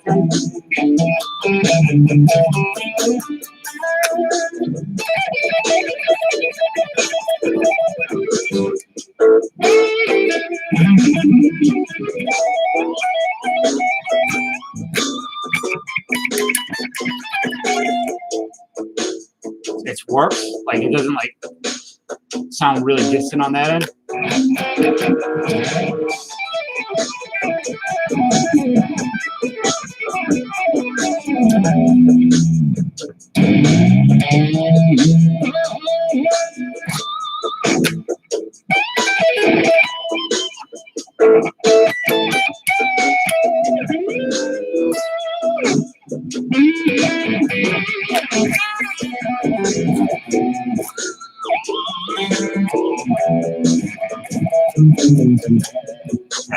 So that's the stuff I, generally speaking, I usually work on improvising like that. So Chris Weaver entrance music is wrestler. Well, Chris, he's like 6 what? He's a big dude, so it's got to be thick.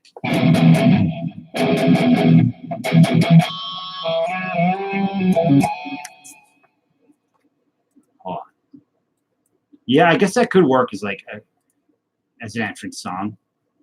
Let's see, blues, ballad. Let's try a ballad in ballad backing track in A. Dreamy rock ballad backing track in A minor. All right, so how does this sound without me playing anything?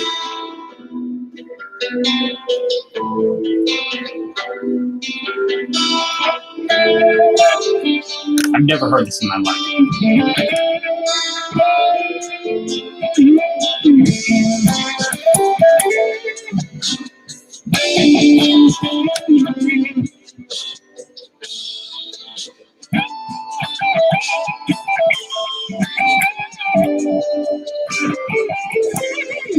Kind of cool.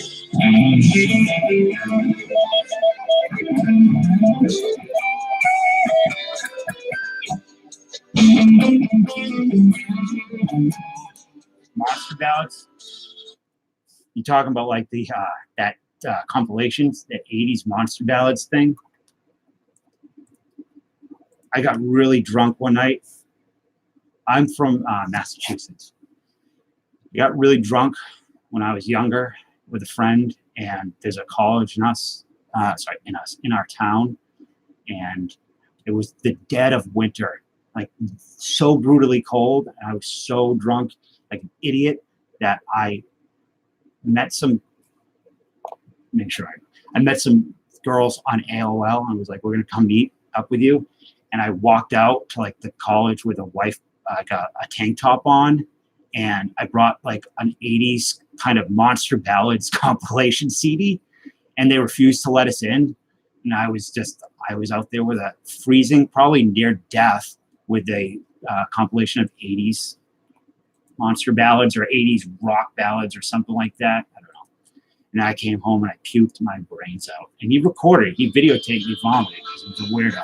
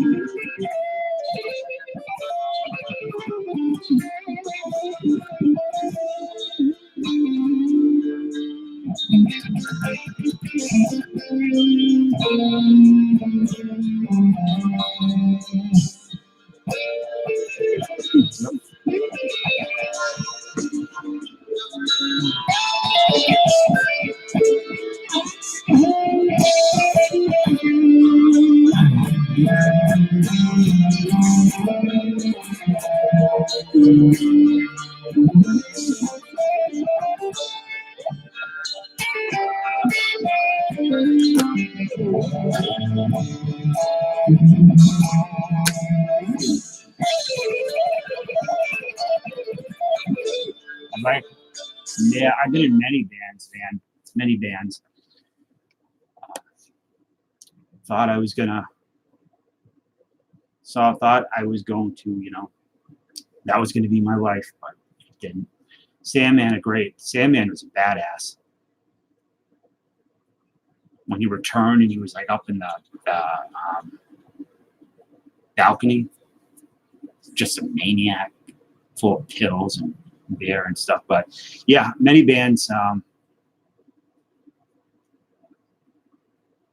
None of them worked. crazy drummers are always crazy. Sorry, Chris. I don't know if you're not a crazy drummer, but drummers tend to be out of their minds. Always had issues with drummers.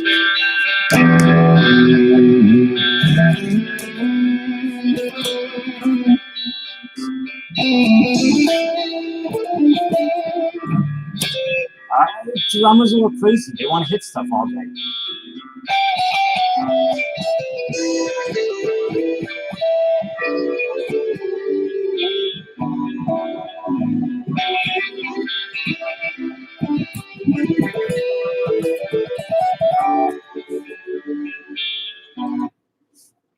Chris Sable's Glasses and I have a Dungeon Synth album coming out. It's going to be dope.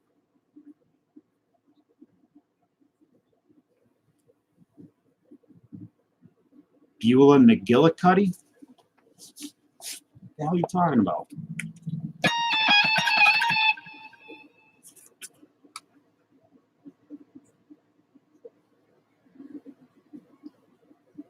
ECW was that? I don't remember that name.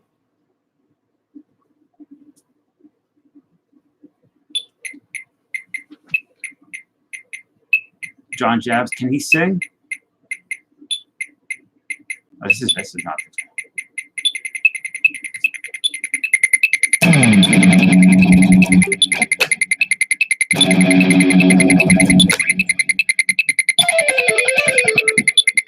This is how I. This is like 80% of my day is this friggin' thing. Taco meat entrance music would be like, let me see. It's kind of a goofball, but in a good way. It's got to be kind of fun. It's got to be peppy, sassy.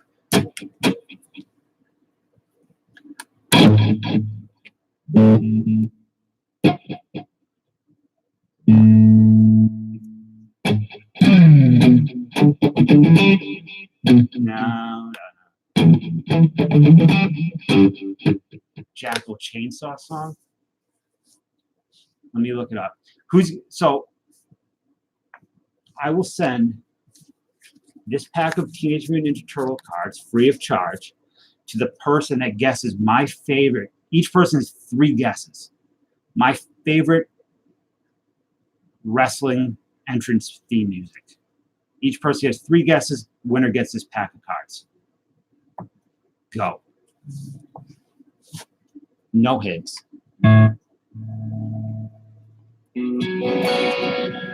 And it does not reflect who my favorite wrestlers are.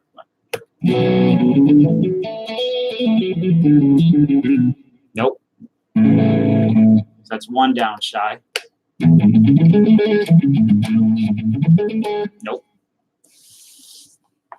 Not Undertaker. I like the Undertaker a lot, but it's not him. I don't remember Tatanka's music. Eye of the Tiger.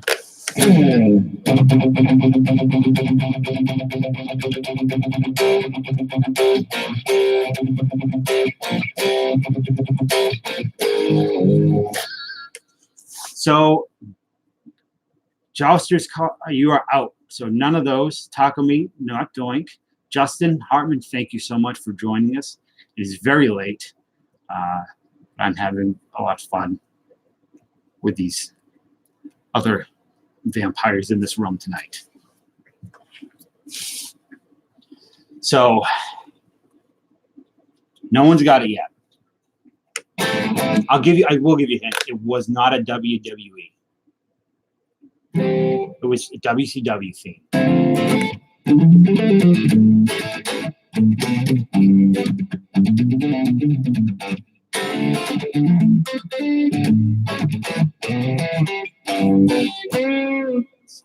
will kill you. No, it's only 12:30 for you. Well, you're in the, as far as I'm concerned, you're in space, Donald. Silence, I kill you.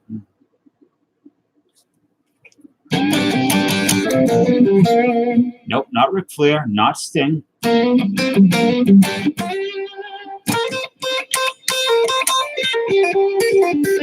I'll give you another hint. I'm holding an instrument that's featured heavily in the song.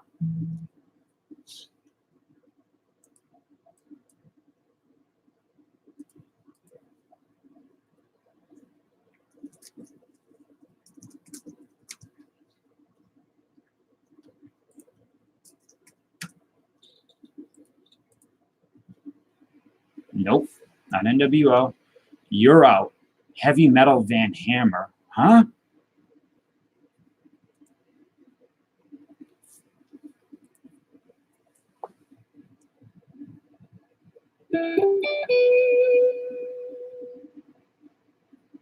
Yeah, not Voodoo Child. I actually really didn't like that because it wasn't really Voodoo Child, was it? It was a kind of a copyright-free version of Voodoo Child.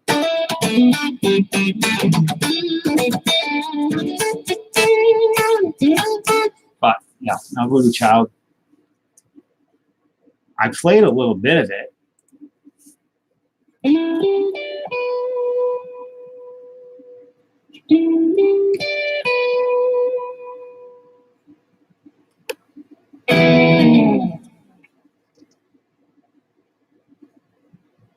Yes, you can. You can guess. You can guess. Everyone's pretty much out except for CSG.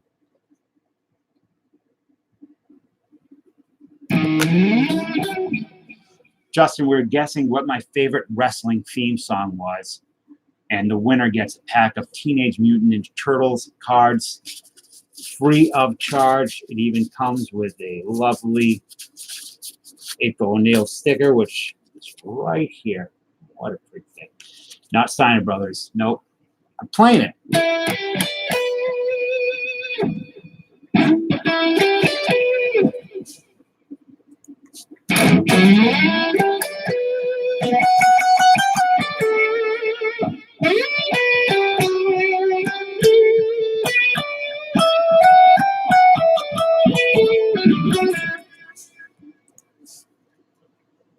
No?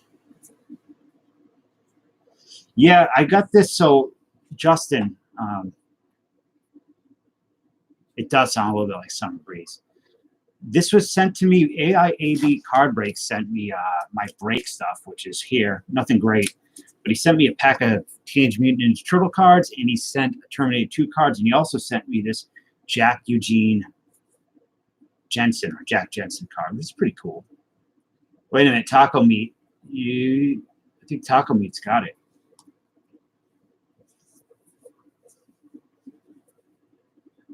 Summer Breeze is a good song, but the Type O Negative version is better. I miss that band so much. It is the Four Horsemen.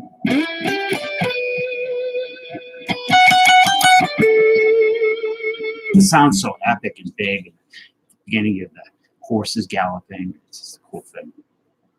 Anybody a Type O Negative fan? I think I've talked about it before.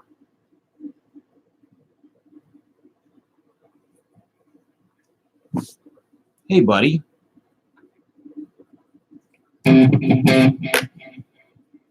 You love Type O, man. That one hurts like a lot. That when I listen to their music, that I can't get any new Type O Negative. You know, even more so than something like Pantera. I love Pantera. Type O Negative, put that on. Okay, man, I'm glad you got it. I cannot find the receipt. The tracking information. It is your break. There's another card in there. I hope you enjoy it. I know it's tough because you know your stuff. I don't have a lot of nice. Not that I don't. I wish I could give you some nice graded vintage cards, but I hope you did what's in there. Yeah, Peter Steele was. Man, they were a great band. Especially that, like, you put on them or Depeche Mode or like Bajas right now in New England when things are starting to get a little cold, a little creepy. You drive up to Salem, it's nice. It gets you like, just feels really good.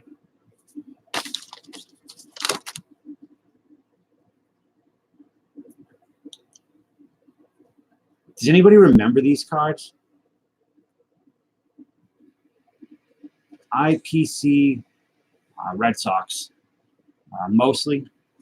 Some other players I like. Pedro Martinez. I like, you know, the big Red Sox guys, and I like Bo Jackson, obviously. I like Ricky Henderson a lot. What is this in a 10? I imagine it's not much. I imagine it's like a $30 card, maybe. Yeah, this is why I bought the lot for this, because it's a cool card. Most career points. It's Collegiate Collection, 1989. I have some more. You guys want me to open? I have something for CSG. Are you here? I have something for you. I have your package I'm going to open tomorrow special, because I know it's going to just be ridiculous. But I have something for you. All right, stay put. I'm just going to do this. Oh, no, nothing's up. And well, Justin's here as well.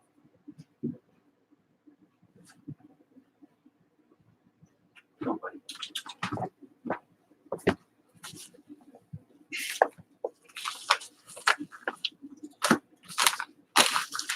Trying to be very dainty here. Yeah, that's a cat. Come on.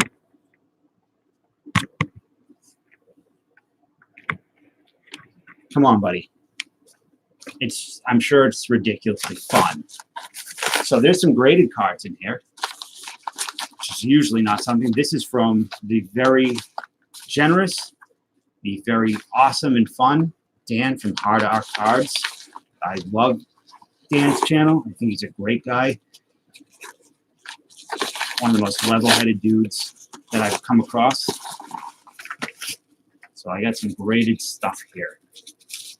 All right, man, I'm looking forward to it. Apparently, Jonathan H. has bequeathed to me his collection of junk wax. Okay, cool. So we have a Bill Bruton 1957 tops in 4.5. Oh, let me move the reflection of it. And just still it's a pretty nice card. It's fairly clean. Boss Rutan. Bing, bang, boom. So Milwaukee Braves, kind of a cool card. We have I love this series. This is 6. Bill Freehand, don't know who this is, but you can see right above the R in Tigers kind of messed up. And I know these cards are very hard to get a decent grade, but yeah, cool card. We have this one I really dig, PSA 5, 61 tops, Roger Hornsby, which I'm really excited about. It's really nice. I don't have many vintage graded cards, so it's a cool one. And this is Chris. This is CSG's, a 2018 Topps Fire Gem Mint 10 Waka Beulah. Waka. So this will be coming to you soon when I get a little more stuff for you, but I hope you dig it. I think it's a nice looking card. I think it's so much nicer looking than I wish I could get this damn reflection. There we go. Better. Super clean, super sharp. So that will go to you soon. I hope you like it. Actually, I'm probably going to give the other ones away. This one might go to Ellie Johnson. He's a really nice guy. He sent me a bunch of Bo Jacksons. And, I'm not sure what to do with these. Maybe Mud Dog for the Braves. And I don't know any Tigers guys. It's so weird in this community. You're like, who do you like? Who do you like? Who do you like? And then you get everybody's. I've not come across I don't think I've come across anybody that PC's the Diamondbacks or the Tampa Bay. Dragon Fan, that's right. Dragon Fan 10 like Chicago. They're really bad right now, right? Like really, really bad. I think.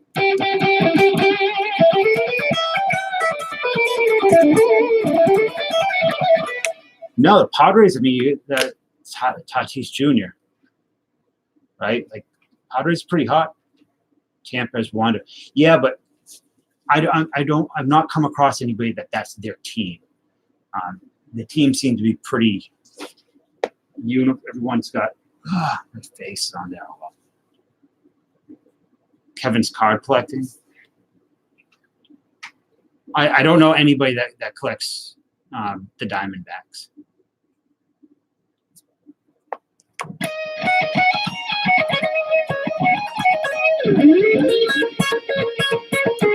That's right. Bobby is Tampa. She's nice. I like her. She's nice.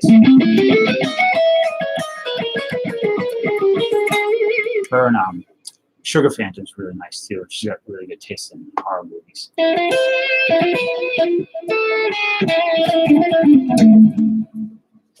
Do you guys know anything about modes or modal music?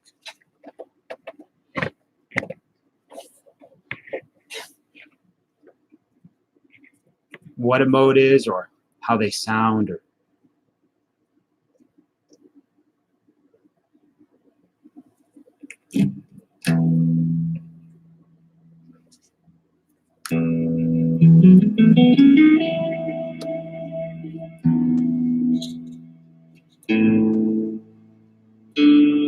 Donald, are you a musician?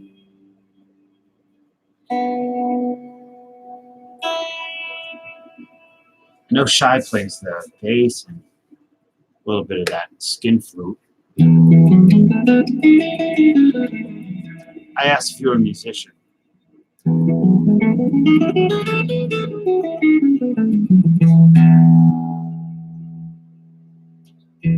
don't remember how it goes. Talking to people.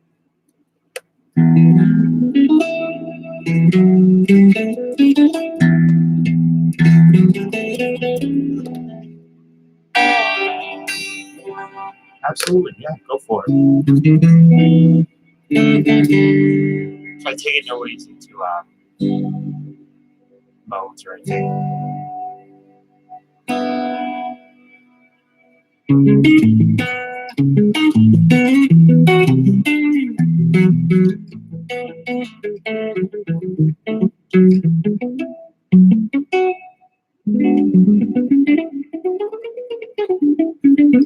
Is it? I doubt I'll come across that. I'm sure that gets eaten up. I don't come across a lot of good vinyl, especially good modern vinyl. I have a ton of vinyl. I don't know what to do with it. Sell it, I guess. I've kind of put a pile of the stuff that I want, and the rest of it just. Who are your top? Talking to me, or are you talking to somebody else? I'm not a top. I'm a bottom. I kid. I'm just saying I'm not either. Rotate. Play the Pretenders Space Invader. I don't know the Pretenders. I'm not a fan of the Pretenders. They had that song Brass in Pocket, right? My mother liked them.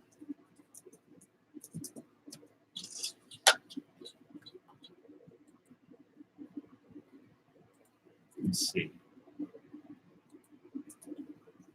I might be thinking of the wrong Pretenders, am I?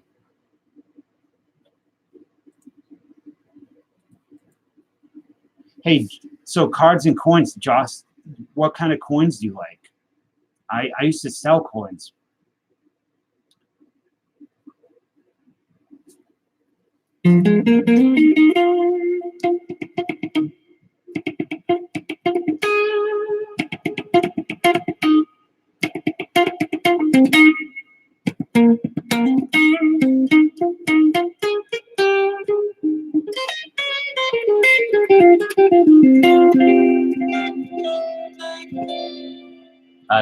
You awake? All right.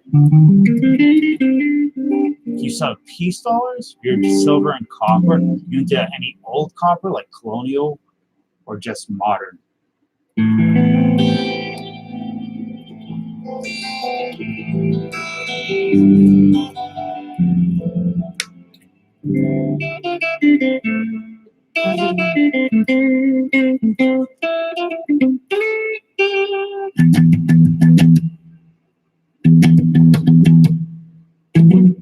Yeah, man, I really sold coins. part of the reason I buy baseball cards now. It's my coins sold. Checked out my videos at the bottom of it. It says drum group. I think I have seen that, Lloyd.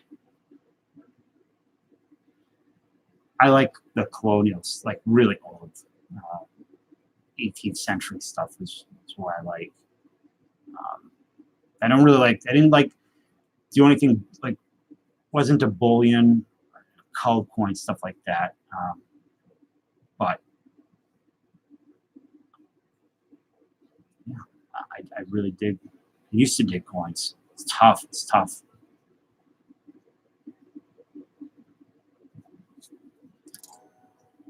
$150 countries, yeah. I mean, some. Well, I don't know much about foreign currency. Almost all the currency I know about is American or British. Some Spanish, like the Spanish reals and things like that. That silver that made it over here back in the day. But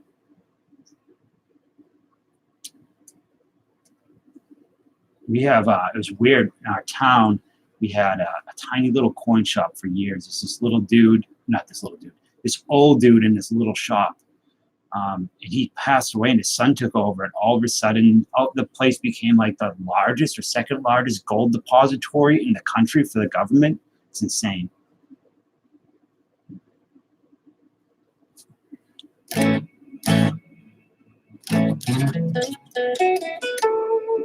I have a cousin that is a grader for out in Dallas. For PGA.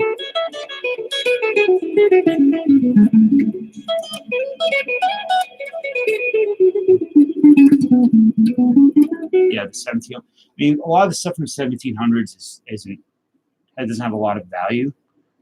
The ones that do have extreme value, they're astronomically expensive at times.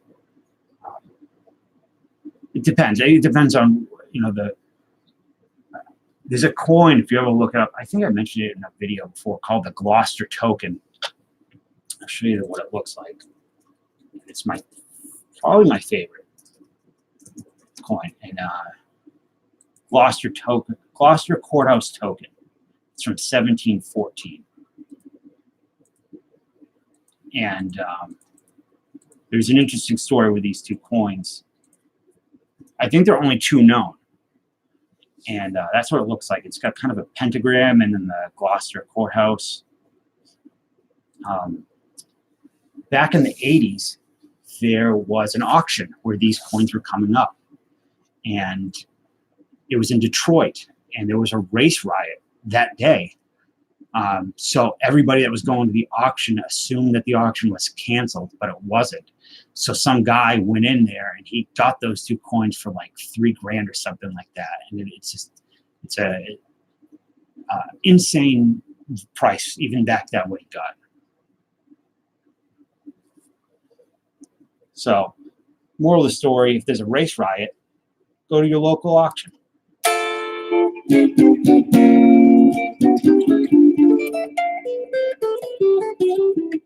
Oh my God, dude, I don't know what it's worth now. I have my book in the other room.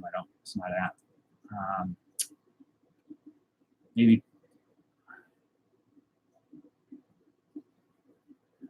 Gloucester token value, price, no data. There's only two known.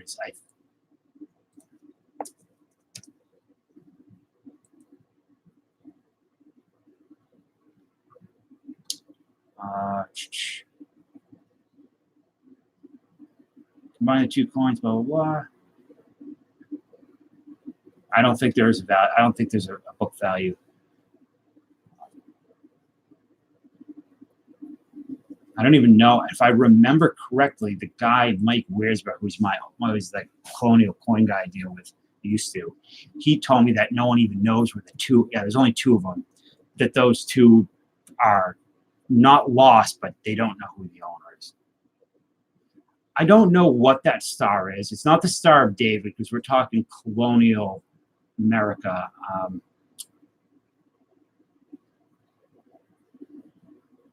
I don't know. It's like a pentagram, isn't it?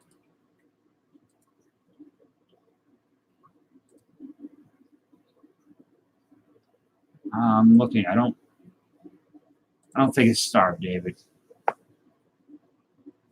Yeah.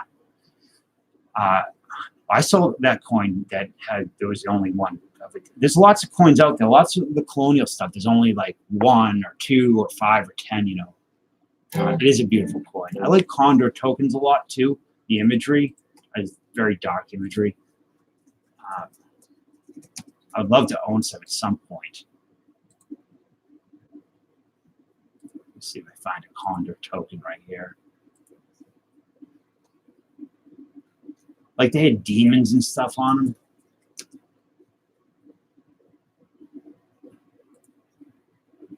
Check this coin out.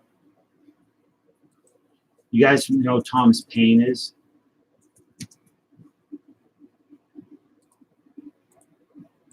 Check this out. This is crazy.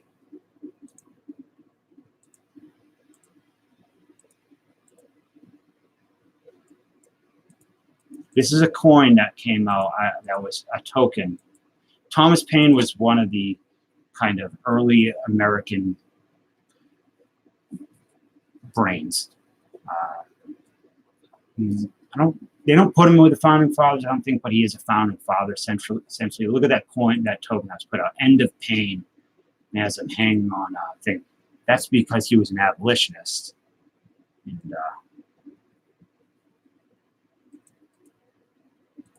I believe that's the story of the coin, End of Pain. French Reform, something like that. Early American coins have a real creepiness to them.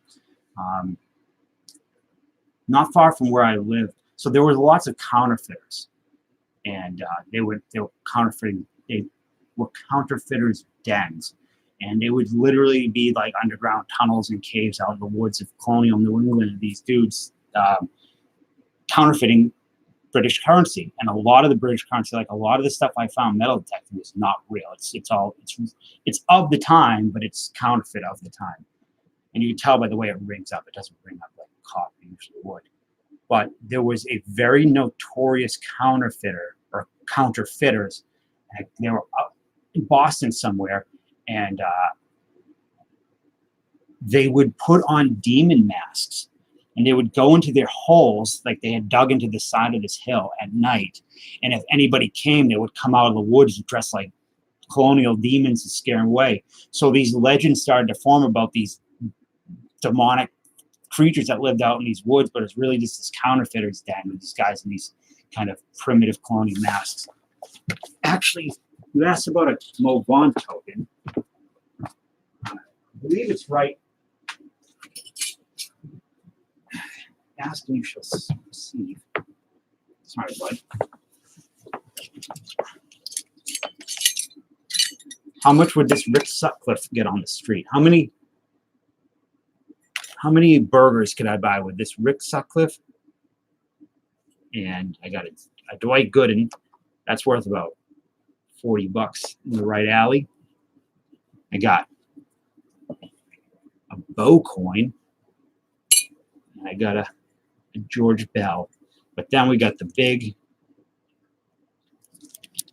Mo Vaughn, courtesy of Chris Sabo's glasses. This thing's heavy. It's requiring every bit of muscle. My legs are messed up. Jeez, they're bruised up. I don't know if a Sabo coin exists. Come on, buddy. But how many cars could I purchase with this? Mo Vaughn from the Pinnacle Mint Collection, limited edition, 1998. Thinking like 12 or 13 Phantoms or Rolls. Jeff Bagwell coin, get out of here, Donald. That coin might get you a fry off the value menu at McDonald's. We're talking about dense. This is not, you don't even know what type of metal this is. This is not, you got a bug behind you, buddy. Go get it. This is not plated. This is not nickel, copper. This was mined from a distant asteroid by Willie McGee's race. Before they crashed, they had been mining this asteroid, and the weight of the precious metals were so heavy that Willie McGee's UFO crashed in Roswell in 1945, and this spilled out and somehow made its way to me. Hey, I'll come in. What's up, buddy? Ken F. and Bots fan.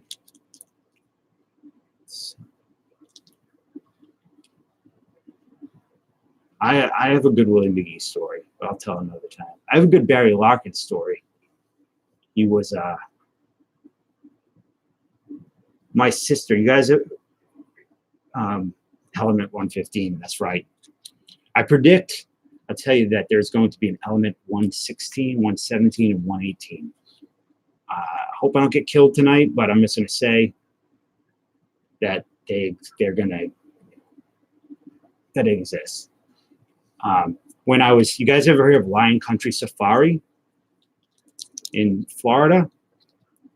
It is like a reserve conservation land where they had lions and rhinos and stuff. And my dad would go out there. We Florida multiple times a year because my grandparents were snowbirds, so they moved from Boston to Florida and lived in their little community. So we'd go down, and my dad was a drinker at the time, bad drinker. And he would just torment us because you could drive around. I don't know what it's like now, but he would get near like a wild animal, and he would open the door, and he thought it was a funny thing while all of us crying and screaming. And I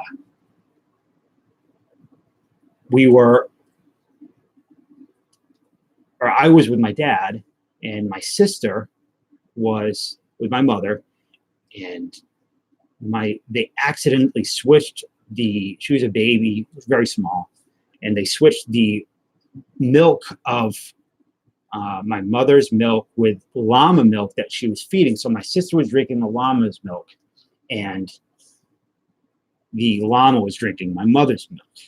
And as this is going on, you hear just an absolute crazy commotion coming from down the road, or down this like pathway where the petting zoo part of the place was.